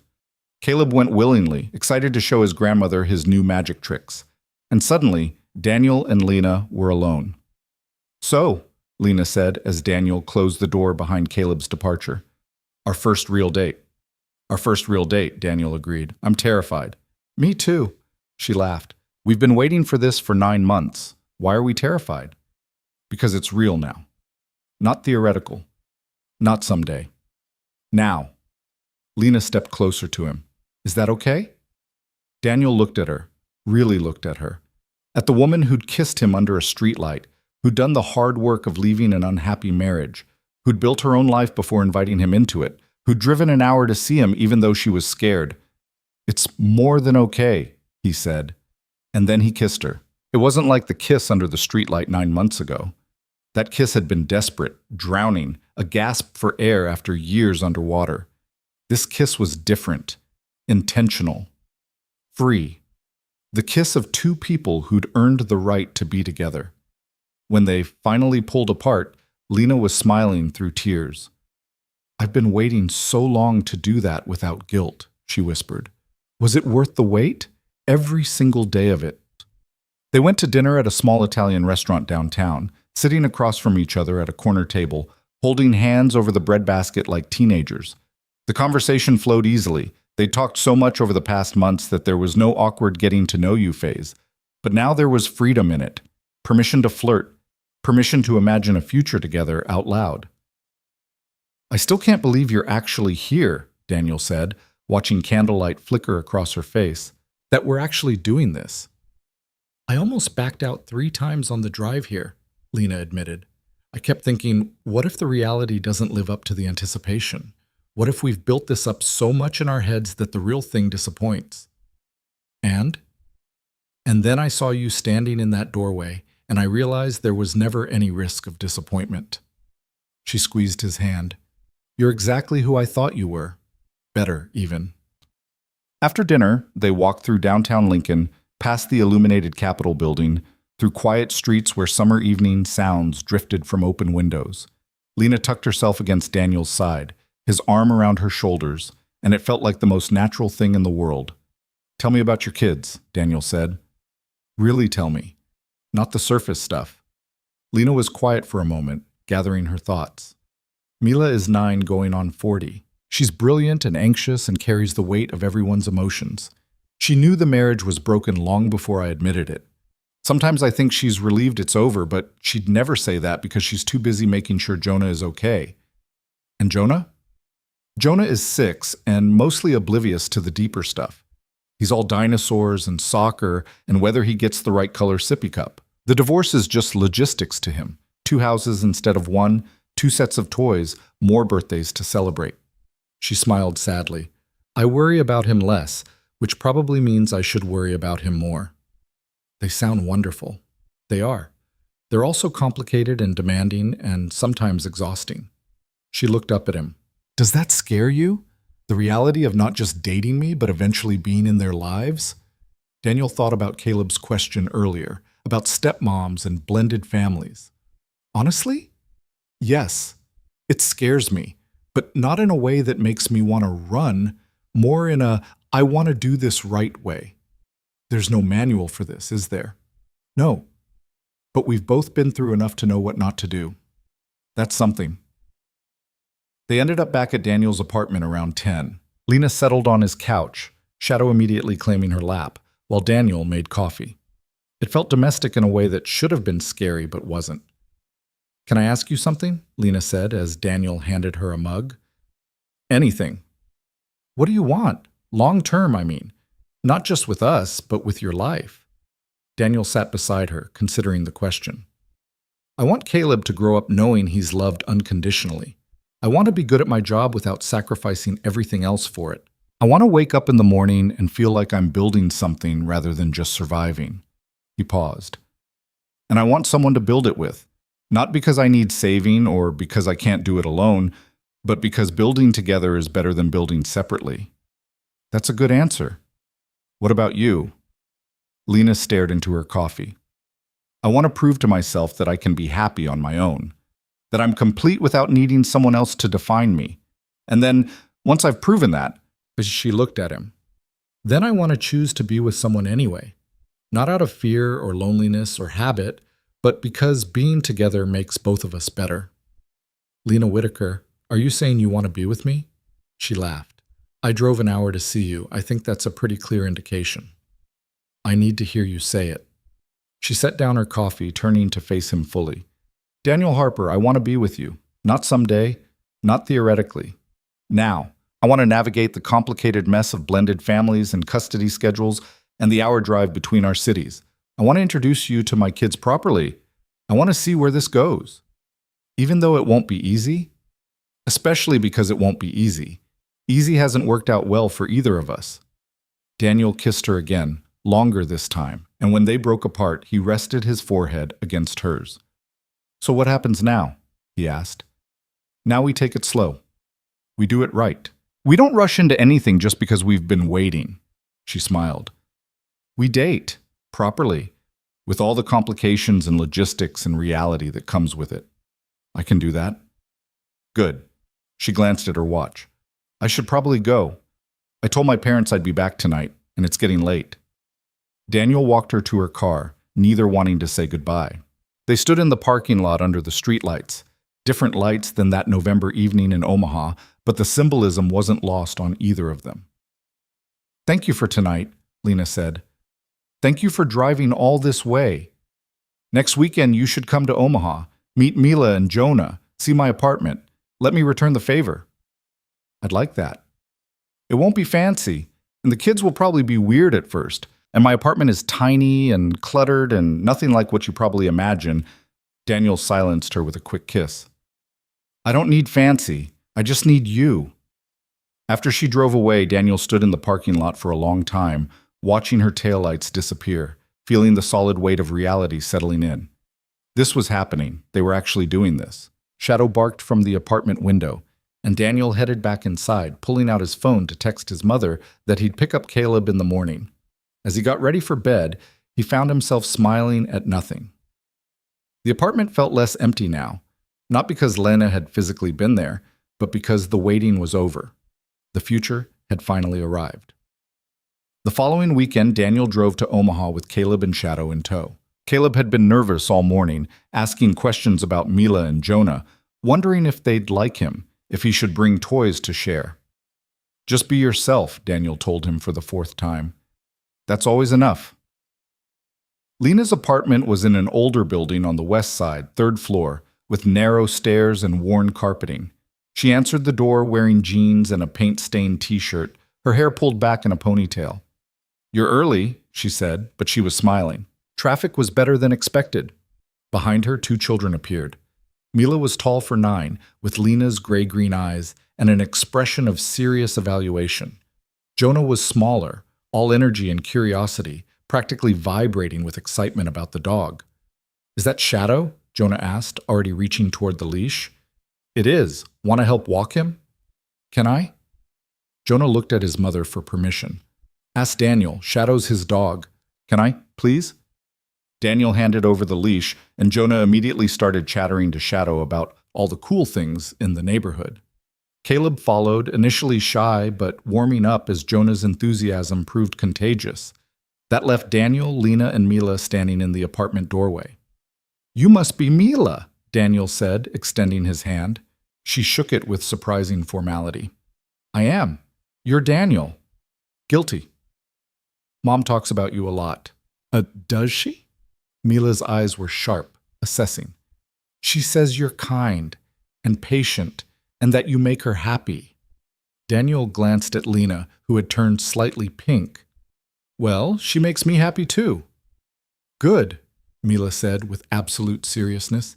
"She deserves to be happy. So does Caleb. So if you're going to be part of our lives, you should know that we're a package deal. You don't get to pick and choose." Lena started to intervene, but Daniel held up a hand. "You're absolutely right," he told Mila. "And I wouldn't want it any other way. I'm not here to replace anyone or disrupt anything. I'm just here to see if maybe our families can fit together in a way that works for everyone." Mila studied him for another long moment, then nodded. "Okay, you can come in." Lena let out a breath as Mila disappeared into her room. "I'm so sorry. She's been protective lately." "Don't apologize. She's looking out for you. That's what good kids do." The afternoon was controlled chaos. The 3 children bonded over Shadow, who proved to be the perfect icebreaker. They played in the small courtyard behind the building, Caleb and Jonah becoming instant friends over their shared dinosaur obsession. Mila remained more reserved, watching from the sidelines, but Daniel noticed her smiling occasionally when she thought no one was looking. Later, while the kids were occupied with a movie in the living room, Daniel and Lena sat in her tiny kitchen drinking coffee. "Mila's a tough critic," Lena said, "but I think she likes you." "How can you tell?" "She let you in the apartment. That's huge." Daniel looked around the kitchen, at the mismatched dishes, the children's artwork on the refrigerator, the pottery pieces from Lena's class on the windowsill. It was small and imperfect and completely genuine. "I like your place," he said. "It's a mess." "It's lived in. There's a difference." Lena reached across the small table, taking his hand. "This is my life. Chaos and pottery and 2 kids and therapy appointments and custody schedules. It's not glamorous." "I don't need glamorous. I have a 7-year-old and a rescue dog. My life isn't exactly a magazine spread either." "So we're both disasters?" "We're both real people with real complications." He squeezed her hand. "I'll take that over perfect any day." They ordered pizza for dinner, and Daniel watched the dynamics between the children shift throughout the meal. Jonah dominated conversation, telling increasingly elaborate stories about his soccer team. Caleb listened with wide-eyed fascination, asking questions that encouraged even more storytelling. Mila observed it all with that serious expression, but Daniel caught her hiding smiles. After dinner, while Lena was putting Jonah to bed, Mila approached Daniel where he was washing dishes. "Can I ask you something?" she said. "Of course." "Are you going to marry my mom?" Daniel nearly dropped the plate he was holding. That's a big question." "But are you?" He dried his hands, turning to face her. "Honestly, I don't know. We just started dating. We're taking things slow." "But you want to, eventually." It wasn't a question. Daniel decided honesty was the only option with this perceptive 9-year-old. "Yes," he said. "Eventually, if things keep going well, I'd like that very much." Mila nodded, processing this. "Would we have to move to Lincoln?" "I don't know. That would be something all the adults would have to figure out together. I like my school here. That's important and worth considering." "Would Caleb be my brother?" "Stepbrother, technically, but yes, in a way." "That might be okay," Mila said thoughtfully. "He's nice, quiet, but nice." "He is nice, and he thinks you're smart." "He said that?" "He did." Mila smiled, a genuine, unguarded smile. "Okay. You can keep dating my mom." I appreciate the permission, Daniel said, suppressing his own smile.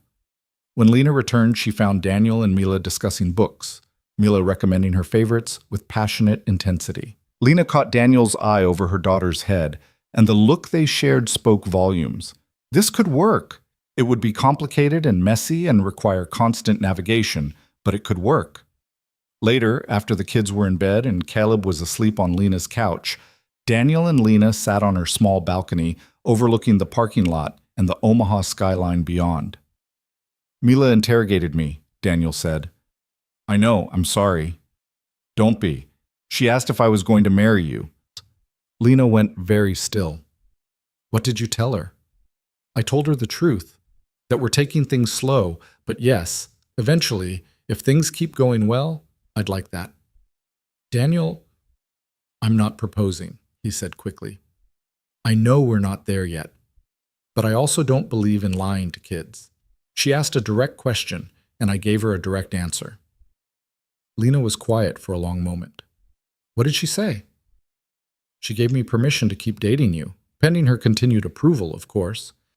Lena laughed, a sound mixing relief and emotion. She's something else. She's incredible. They both are. Jonah with his enthusiasm, Mila with her seriousness. You've done an amazing job with them. I've done a messy job with them, but they're resilient. There's that word again. Because it's true. Kids adapt. They find ways to be okay, even when adults are making everything complicated. Daniel pulled her closer, and they sat in comfortable silence, watching the city lights twinkle in the summer darkness. Shadow had followed them onto the balcony and was sprawled across both their feet. I should probably head back soon, Daniel said reluctantly. It's getting late, and I have work tomorrow. I know. Lena didn't move. But can we just sit here for 5 more minutes? We can sit here for as long as you want. Those 5 minutes stretched to 30. They talked about work and therapy and custody schedules. They made plans for the following weekend. Daniel would drive back to Omaha, and they'd take all 3 kids to the zoo. They discussed the logistics of dating while living an hour apart, of coordinating schedules around work and children and life. It should have felt overwhelming. Instead, it felt like planning, like building something intentional rather than letting life just happen to them. When Daniel finally left, carrying a sleeping Caleb to the car, Lena walked them down to the parking lot. Thank you for today, she said, for being patient with Mila, for being good with Jonah, for making Caleb feel welcome here. Thank you for letting me into your life, your real life, not just the parts you think I want to see. This is what you signed up for, chaos and complications, and children who ask uncomfortable questions. I wouldn't have it any other way. He kissed her goodbye, a long, slow kiss that promised more than it demanded, and then drove back to Lincoln through the late summer night, Caleb asleep in the back seat, Shadow's head on his shoulder. The months that followed established a pattern. Daniel drove to Omaha most weekends, staying in a hotel Friday nights, spending Saturdays with Lena and the kids, driving back Sunday evenings. On alternating weekends, Lena would drive to Lincoln, bringing Mila and Jonah when their custody schedule allowed. The children navigated the situation with remarkable grace. Caleb and Jonah became inseparable when together, their shared dinosaur obsession evolving into elaborate games involving time travel and adventure. Mila remained more reserved, but Daniel noticed her warming up gradually, asking him questions about his work, showing him her school projects, occasionally laughing at his terrible jokes. The adults navigated their own complications, work schedules, custody arrangements, the hour drive that sometimes felt like a chasm and sometimes felt like nothing at all. They argued occasionally about where to spend holidays, about how to handle discipline with each other's children, about whose career should take priority when conflicts arose. But they also talked, really talked, about fears and hopes and the future they were building together, about past wounds and how to avoid repeating old patterns, about what kind of family they wanted to create. In October, Marcus announced he was getting married to his assistant. The kids took the news with surprising equanimity. Dad seems happy, Mila reported to Lena. Stephanie's nice. She makes good pancakes. Lena processed this information with the help of her therapist, working through the complicated emotions of watching your ex-husband move on. But mostly, she felt relief. Marcus's new relationship made custody arrangements easier, made holiday planning less fraught. It's strange, she told Daniel during one of their phone calls. I thought I'd feel something more significant, jealousy or loss or something, but mostly I just feel free, like the last tie to that old life has been cut. Is that good? It's very good. In November, a year after that first kiss under the streetlight, Daniel took Lena back to that same spot in Omaha. It was cold again, snow threatening, the amber light casting the same unreal glow. Why are we here? Lena asked, shivering despite her heavy coat. Because this is where it started, where you kissed me and changed everything. I remember, I was terrified. So was I. Daniel took her hands. But you did it anyway. You chose to feel something real instead of staying safe and numb. And that choice led to all of this. All of what? Everything. You leaving Marcus, finding yourself, us being together, the kids learning what healthy relationships look like. He pulled a small box from his pocket. Everything good that's happened started because you were brave enough to kiss me under this streetlight. Lena stared at the box, her eyes wide. Daniel, I'm not asking you to marry me tonight, he said quickly. We've both agreed we're not there yet, but I wanted you to have this, as a promise that when we are ready, when the kids are ready, when the logistics make sense, when everything aligns, I'm going to ask you properly, and I hope you'll say yes. He opened the box, revealing a simple silver ring. It's a placeholder, a promise ring. No pressure, no timeline, just a promise that I'm committed to this. To us. To building something real. Lena was crying, tears streaming down her face in the cold November air. You're serious. Completely serious. We haven't even been officially dating for a year. I know, but I also know that I want to spend my life with you. I'm just willing to wait until the timing is right. She took the ring from the box with shaking hands, sliding it onto her right hand. It fits perfectly. I asked Mila what size you wore. You asked Mila? I wanted her blessing. And Jonah's? And Caleb's? They all said yes, by the way. Enthusiastically. Lena laughed through her tears. You asked my 9-year-old daughter for permission to eventually propose to me? She's your most important person. If she wasn't on board, this wouldn't work. Lena threw her arms around him, and Daniel held her as snow began to fall, tiny flakes catching in her hair and melting on their joined warmth.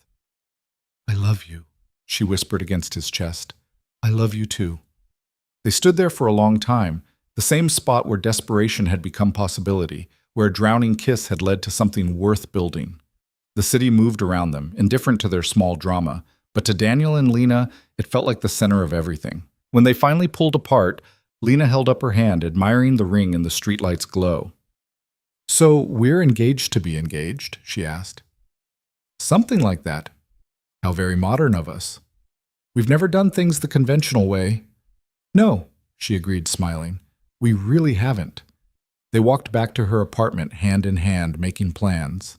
Not for a wedding, not yet, but for Thanksgiving dinner with all the kids, for Christmas morning logistics, for the everyday small moments that build a life together. The future was still uncertain in many ways. They hadn't solved the Lincoln-Omaha distance problem, hadn't figured out whose apartment they'd eventually combine into, hadn't navigated all the complexities of blended family dynamics. But they had something more important than certainty. They had commitment. They had honesty. They had the willingness to do the hard work of building something real. And standing in Lena's apartment later that evening, watching Caleb help Jonah build a block tower while Mila showed Daniel her latest school project, Daniel realized something profound. This was already family. Messy, complicated, unconventional family, but family nonetheless. The legal paperwork and official ceremonies would come eventually, but the reality was already here. They'd built it slowly, carefully, honestly, and it was worth every day of waiting. Winter settled over Nebraska with its usual severity, but inside Lena's apartment on those Friday evenings when Daniel arrived from Lincoln, the cold couldn't touch them. The children had learned to anticipate his arrivals. Jonah waiting by the window, Caleb texting updates about traffic, Mila pretending not to care, but always appearing from her room within minutes of his knock. It was during one of these January evenings, with snow piling against the windows and the kids arguing over a board game in the living room, that Lena brought up the conversation they'd been avoiding. We can't keep doing this forever. she said quietly, sitting beside Daniel in her small kitchen while the children's laughter filtered through the doorway. Daniel's chest tightened. Doing what? Living in 2 cities, you driving here every weekend, me driving there, the kids splitting time between places. It worked while we were figuring things out, but we're past that now. She touched the promise ring on her finger. We need to make a real decision. I know. Lincoln or Omaha? It was the question that had been hovering between them for months, the practical reality they'd deferred in favor of enjoying what they'd built. Daniel set down his coffee, running his hands through his hair. My job's in Lincoln. Better pay, better position. But you're established here, the kids' schools, your apartment, your support system. My job's remote now. I negotiated that in October. I can work from anywhere. Lena's voice was steady, but Daniel heard the uncertainty underneath. And my parents are here, but they're also driving me slightly crazy. I love them, but living this close means constant opinions about how I'm raising the kids. So you're saying Lincoln? I'm saying I don't know. I'm saying we need to figure this out together instead of just drifting. From the living room, Mila's voice rose in triumph. Yes, triple word score. Read it and weep, Jonah. That's not even a real word, Jonah protested. Is too. Caleb, is Zephyr a real word? I think so. It's like a wind, right? Daniel smiled despite the weight of the conversation. They've really bonded. They have, which is another factor. If we move them to Lincoln, they lose their dad's proximity. He's not perfect, but he's trying. He shows up for soccer games and school plays now. Stephanie's been good for him. What does Marcus think about the possibility of you moving? We haven't talked about it yet. I wanted to discuss it with you first. Lena took his hand. But Daniel, I need you to know something.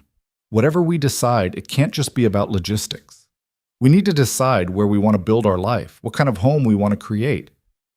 A home, Daniel repeated softly. Not 2 separate apartments. Not 2 separate apartments, Lena confirmed. The kids are ready. I'm ready. Are you ready? Daniel thought about his apartment in Lincoln, the space he'd carved out for himself and Caleb, the job he'd built, the small victories of the past year. But he also thought about this cramped apartment in Omaha, filled with laughter and chaos and the sound of 3 children who'd somehow become a unit. I'm ready, he said, but I don't want you to give up everything for me. Again, you've already left one life behind. That's not what this is. When I left Marcus, I was escaping. This would be choosing. There's a difference. She squeezed his hand. I want us to pick a place and make it ours. Not yours, not mine. Ours. Over the next 2 weeks, they approached the decision with the same careful intentionality they'd applied to everything else. They made spreadsheets of pros and cons. They talked to the children individually and together. They consulted with Marcus about custody arrangements, with Daniel's boss about remote work possibilities, with Lena's therapist about making major life decisions. Marcus surprised them both by being remarkably accommodating. I'm not going to fight you on moving to Lincoln, he told Lena during a meeting at a coffee shop. I haven't been a great father, but I'm trying to be better. If moving there means the kids have more stability, a real family unit, then I'll figure out the distance. I can drive up every other weekend. We can make it work. You're sure? Lena had expected resistance, arguments about custody percentages and parental rights. I'm sure. Stephanie and I are getting married in March. We're talking about having our own kid. The truth is, Lena, you were right to leave. We weren't good for each other, and the kids deserve to see what a healthy relationship looks like. He paused. Daniel seems like a good guy. He is. Then go. Build something good. I'll adapt. That conversation shifted everything. With Marcus's blessing, the practical obstacles diminished. Daniel's company agreed to let him work remotely 2 days a week, maintaining his Lincoln office the other 3. Lena found a house for rent in a neighborhood halfway between Daniel's office and a good school district, a 3-bedroom place with a yard for Shadow and enough space for all of them. On a cold Saturday in February, they gathered all 3 children in Lena's living room for what Daniel called the family meeting. Mila sat on the couch, arms crossed, her expression guarded. Jonah sprawled on the floor with Shadow, only half paying attention. Caleb perched on the armchair, sensing the importance of the moment. We want to talk to you about something big, Lena started, sitting beside Mila. Daniel and I have been thinking about our future, about all of our futures together. You're getting married, Mila said flatly. Eventually, yes, but that's not what this meeting is about. You're moving, Caleb guessed, his voice small. Daniel nodded. We are. All of us.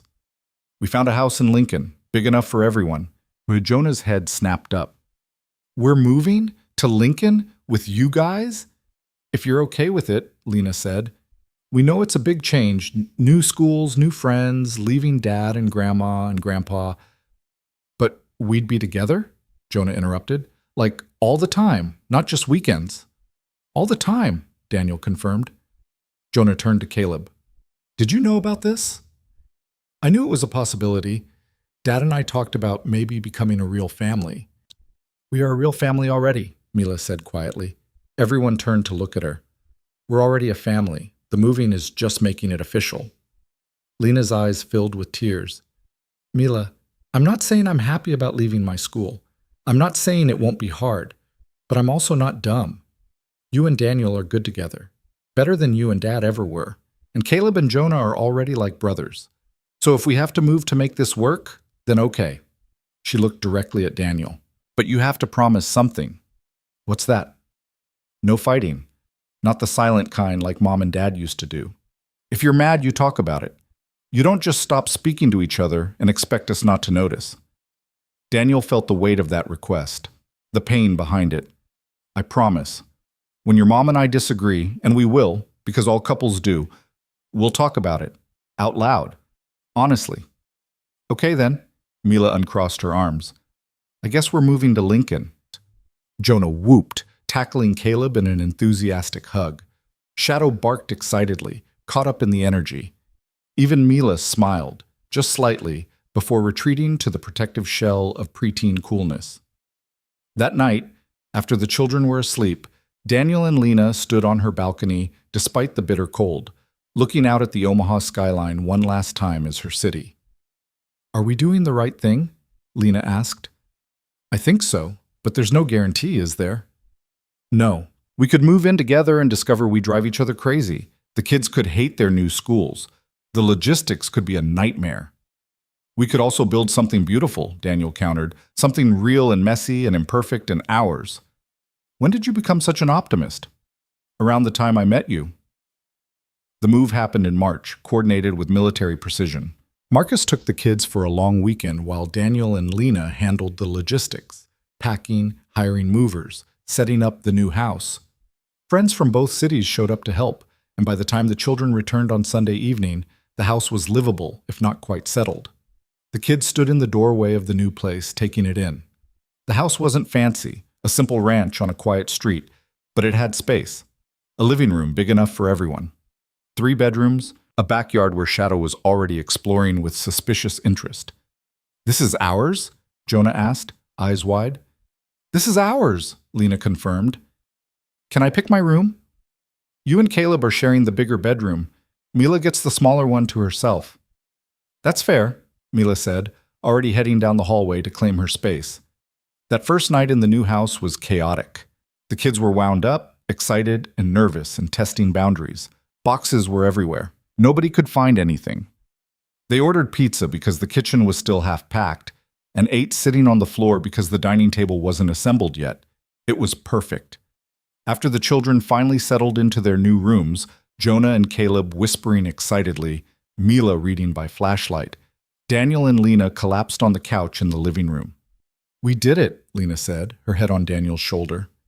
We did. I'm terrified. Me too. But also happy. Me too. They sat in comfortable silence, listening to the sounds of their new home settling around them. This was real now. No more weekend visits, no more long drives, no more living in separate spaces. Just them, together, building something from scratch. The adjustment period was harder than either had anticipated. The children struggled with new schools. Mila missed her friends. Jonah got lost on his first day. Caleb became quiet and withdrawn. Daniel and Lena struggled with the realities of shared space. Different parenting styles, different routines, different expectations about household management. They had their first real fight 3 weeks after moving in. It started with something small. Daniel had let the kids stay up late on a school night to finish a movie, and Lena came home from a late work call to find them all asleep on the couch at 10:30. "What were you thinking?" she'd hissed after carrying Jonah to bed. "They have school tomorrow. Mila has a test. It was a special occasion. Caleb's birthday was yesterday, and we were celebrating by sabotaging their sleep schedule." "It was one night, Lena. They'll survive being tired." "That's not the point. The point is you made a decision about my kids without consulting me." "They're our kids now. That's the whole point of this." The argument escalated from there, both of them saying things they regretted, old wounds surfacing. Lena accusing Daniel of trying to replace Marcus. Daniel accusing Lena of not trusting him with parental decisions. It ended with Lena sleeping in Mila's room and Daniel on the couch, both of them angry and hurt. The next morning, Mila found Daniel making breakfast while Lena was in the shower. "You guys fought last night," she said, not a question. "We did. I'm sorry if we woke you." "You didn't, but I could tell this morning. You're doing that thing where you're too polite to each other." She poured herself cereal. "Are you going to talk about it?"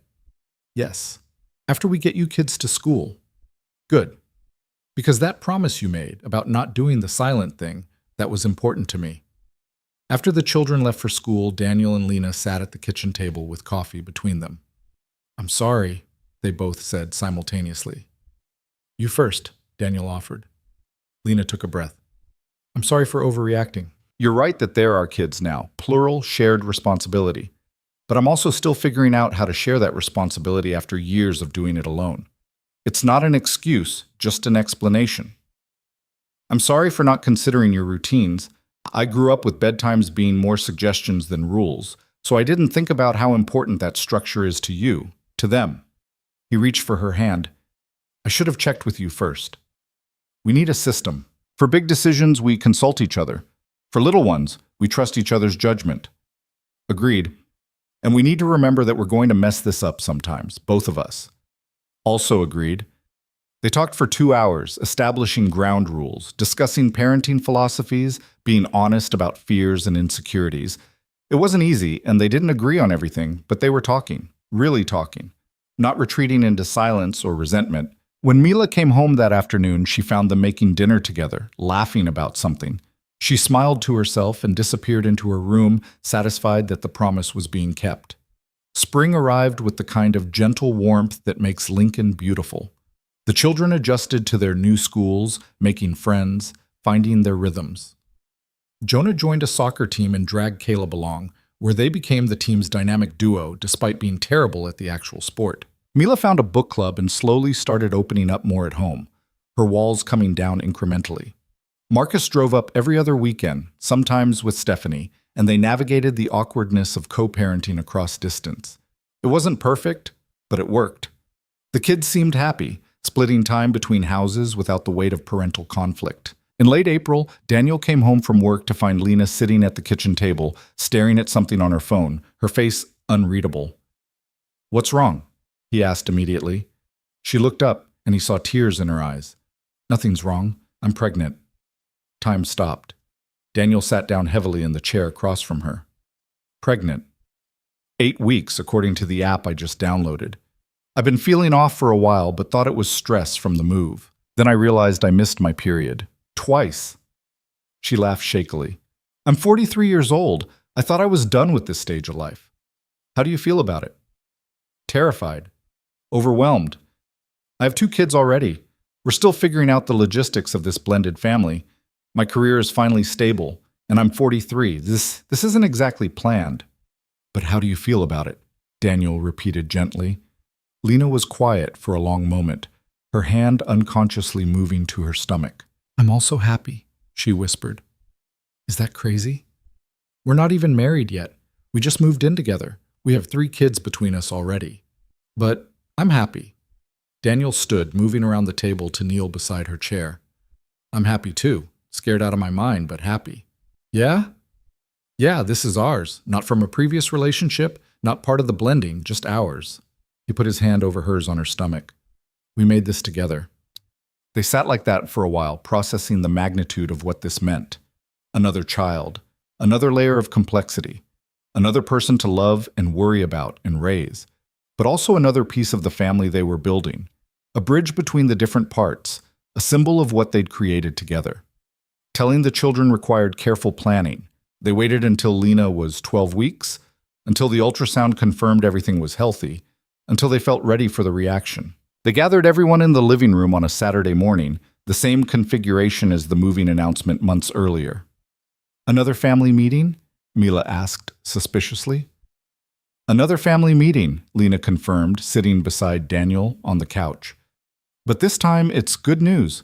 At least we think it's good news." "You're getting married," Jonah guessed. "Not yet, but soon," Daniel said. "This is different. Your mom and I are having a baby." Silence. 3 pairs of eyes stared at them. "A baby?" Caleb finally said. "A baby," Lena confirmed. "Due in November. You're going to have a little brother or sister." Jonah processed this for approximately 3 seconds before bursting into excited chatter. "A baby! Can I teach it soccer? When it's bigger, I mean, and dinosaurs. Caleb and I can teach it about dinosaurs." Caleb looked stunned but pleased. "I'm going to be a big brother?" "You are." Mila hadn't said anything. She sat very still, her expression unreadable. Lena's heart sank. "Mila? What are you thinking? You said you were done having kids. After Jonah, you said you were done." "I was, with your father, but circumstances change. So this baby, it's like a do-over, a chance to get it right this time?"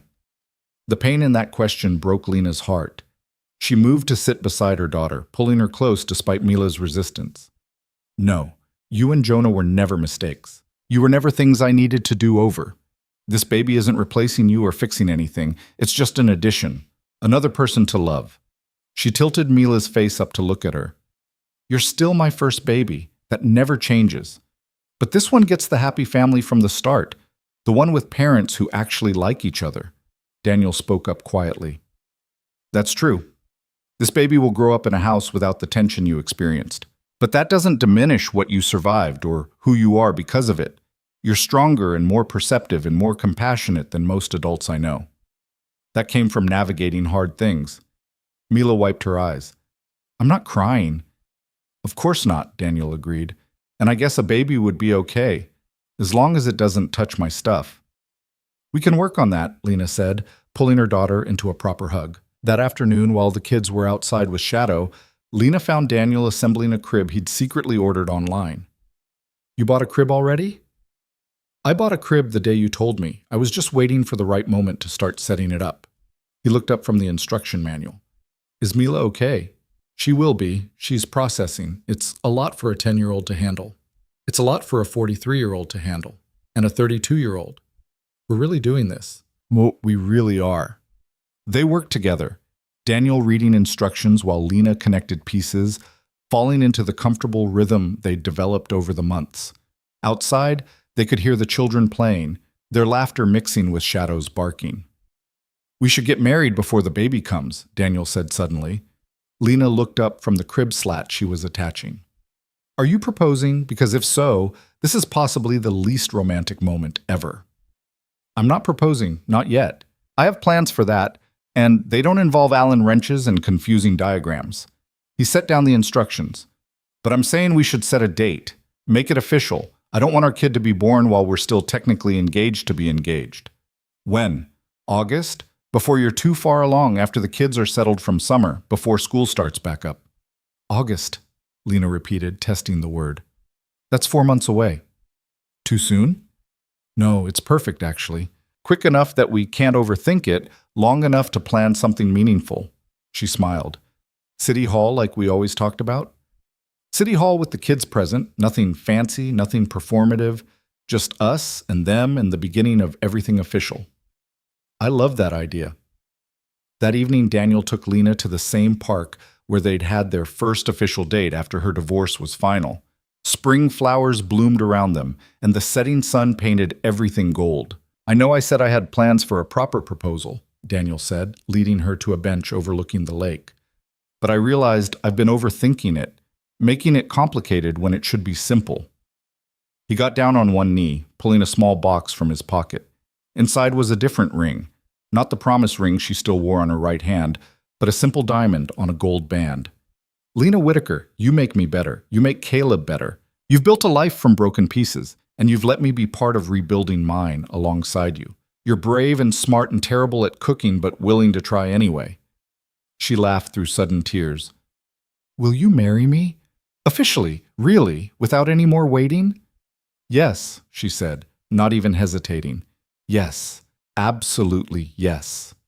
He slid the ring onto her left hand, and they kissed as the sun set over Lincoln, marking the end of one chapter and the beginning of another. The wedding in August was exactly what they'd envisioned: small, intimate, real. They gathered at City Hall on a Thursday afternoon, just the five of them, and Shadow in the car outside. Lena wore a simple cream dress. Daniel wore the suit he'd bought for his promotion. The kids wore whatever they'd picked out themselves. Mila in her favorite jeans and a nice top, Jonah in khakis he complained about, Caleb in the button-up shirt he'd insisted on buying with his own allowance. The ceremony lasted 10 minutes. They exchanged vows they'd written themselves, promising honesty and effort and love through the messy reality of blended family life. The kids stood beside them as witnesses, Mila holding Lena's bouquet, the boys trying not to fidget. When the judge pronounced them married, Jonah cheered, Caleb clapped, and Mila smiled that small, private smile that meant she was genuinely happy. They went to dinner afterward at the Italian restaurant where Danielle and Lena had their first date. The five of them squeezed into a booth, talking over each other, laughing at inside jokes the kids had developed. To outside observers, they were just a family having dinner.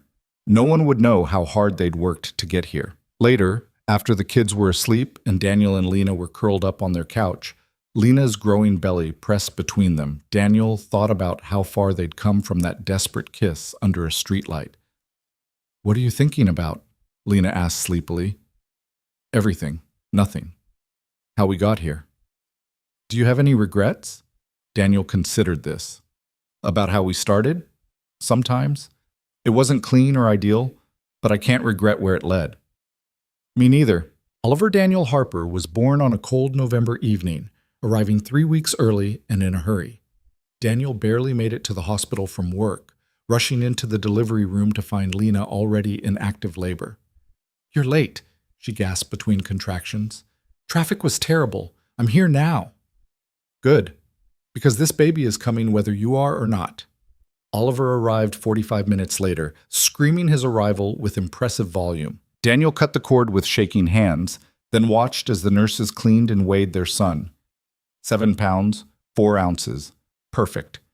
When they finally placed Oliver in Lena's arms, she looked up at Daniel with tears streaming down her face. "We made this," she whispered. "We made this," he agreed. The kids met their baby brother the next morning, crowding around Lena's hospital bed with a mixture of excitement and uncertainty. Jonah wanted to hold him immediately. Caleb hung back, nervous about breaking something so small. Mila studied Oliver with serious intensity.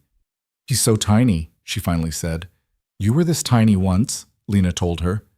"That's weird to think about." Mila gently touched Oliver's hand, and his tiny fingers wrapped around her finger reflexively. Her face softened. "Okay, he's pretty cute." "Just pretty cute?" Daniel teased. "Very cute. The cutest baby ever. But don't let it go to his head." They brought Oliver home to chaos and love. The house that had seemed spacious suddenly felt full of diapers and baby equipment and the sound of crying at 3 a.m. But it was also full of laughter and help and family. Caleb insisted on reading to Oliver every night before bed, even though the baby couldn't possibly understand. Jonah appointed himself official entertainer, making funny faces that occasionally worked to stop the crying. Mila surprised everyone by being a natural with the baby, soothing him when even Lena couldn't figure out what was wrong. "You're really good at this," Lena told her daughter one evening, watching Mila rock Oliver in the nursery. "He's easier than Jonah was, less screamy." "How do you remember that? You were only 3. "I remember more than people think." Mila looked down at the baby in her arms. "I'm glad you had him. I know I was weird about it at first, but I'm glad." "Yeah?" "Yeah. He's ours. All of ours. The first thing our family made together." Those words stayed with Lena long after Mila had handed over the baby and gone to bed. The first thing our family made together. Not a blended family, not a step family, just family. Pure and simple and real. The months after Oliver's birth were both the hardest and the best. Sleep deprivation made everyone irritable. The older kids adjusted to having less attention. Daniel and Lena had to learn to co-parent an infant while maintaining the household and their careers. But they also had moments of profound beauty. Oliver's first smile, given to Caleb during a late-night bottle feeding. His first laugh, triggered by Shadow's gentle snuffling. The way Mila would check on him before school every morning, making sure he was still breathing, still okay. On a quiet Sunday morning in spring, Daniel found himself in the backyard watching all 4 children play. Mila was pushing Oliver in his swing while Jonah and Caleb built an elaborate obstacle course for Shadow. The sun was warm, the grass was green, and the sound of laughter filled the air. Lena came outside with 2 cups of coffee, handing one to Daniel before settling beside him on the porch steps. "What are you thinking?" she asked. "About how I almost shut the door that night. When you showed up at my apartment to tell me you'd filed for divorce, I almost told you it was too complicated, too messy, too much risk. I'm glad you didn't." "Me too." He watched Caleb help Jonah adjust something on their obstacle course, the 2 boys working together like they'd been brothers their whole lives. "You know what Caleb told me last night?" "What?" "He said he barely remembers what it was like before. Before you, before Mila and Jonah, before Oliver. He said it feels like this was always his family." Lena leaned against him. "Is that good or bad?" "It's good. It means we did it right. We built something so solid that the before doesn't matter anymore." They sat in comfortable silence, watching their children, all their children, no qualifiers needed, play in the yard. Shadow barked joyfully, chasing something only he could see. Oliver's laughter mixed with the older kids' voices. The house behind them held all their accumulated life. Photos on the walls, toys in corners, shoes by the door. "Do you ever think about that streetlight?" Lena asked quietly. "Where it all started?" "All the time." "Me too. Sometimes I wonder what would have happened if I hadn't kissed you, if I just kept pretending everything was fine. You'd have stayed miserable. I'd have stayed lonely. The kids would have grown up watching their parents endure instead of live. Instead, we got this." Lena gestured toward the yard, toward their loud, messy, beautiful family. Chaos and joy and everything in between. I wouldn't trade it for anything. Not even for a full night's sleep? "Not even for that," Mila called from the swing set. "Mom! Dad! Oliver spit up on my shirt!" "On it," Lena called back, standing with a resigned sigh. "Welcome to parenthood." "Again," Daniel said, following her. "Still better than what I had before." "Same." They walked across the yard together, toward their daughter and the baby, and the life they'd built from broken pieces. Behind them, Jonah and Caleb had successfully taught Shadow to jump through a hula hoop, celebrating with high fives and excessive enthusiasm.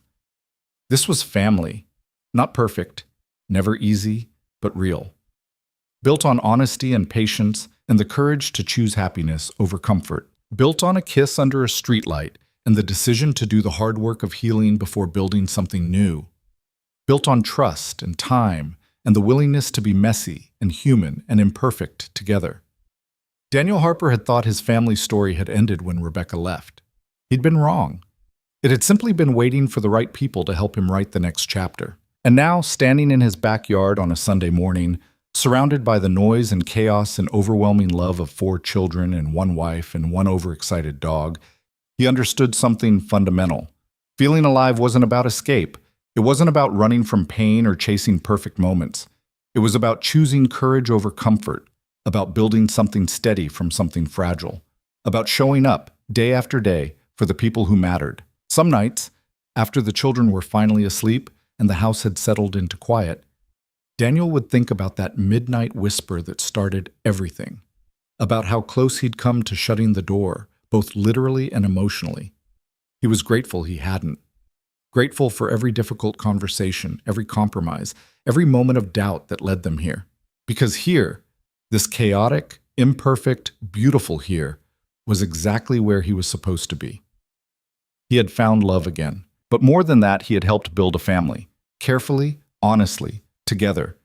And in a house filled with sleeping children and soft hallway lights, Surrounded by evidence of life fully lived, Daniel Harper knew this truth with absolute certainty.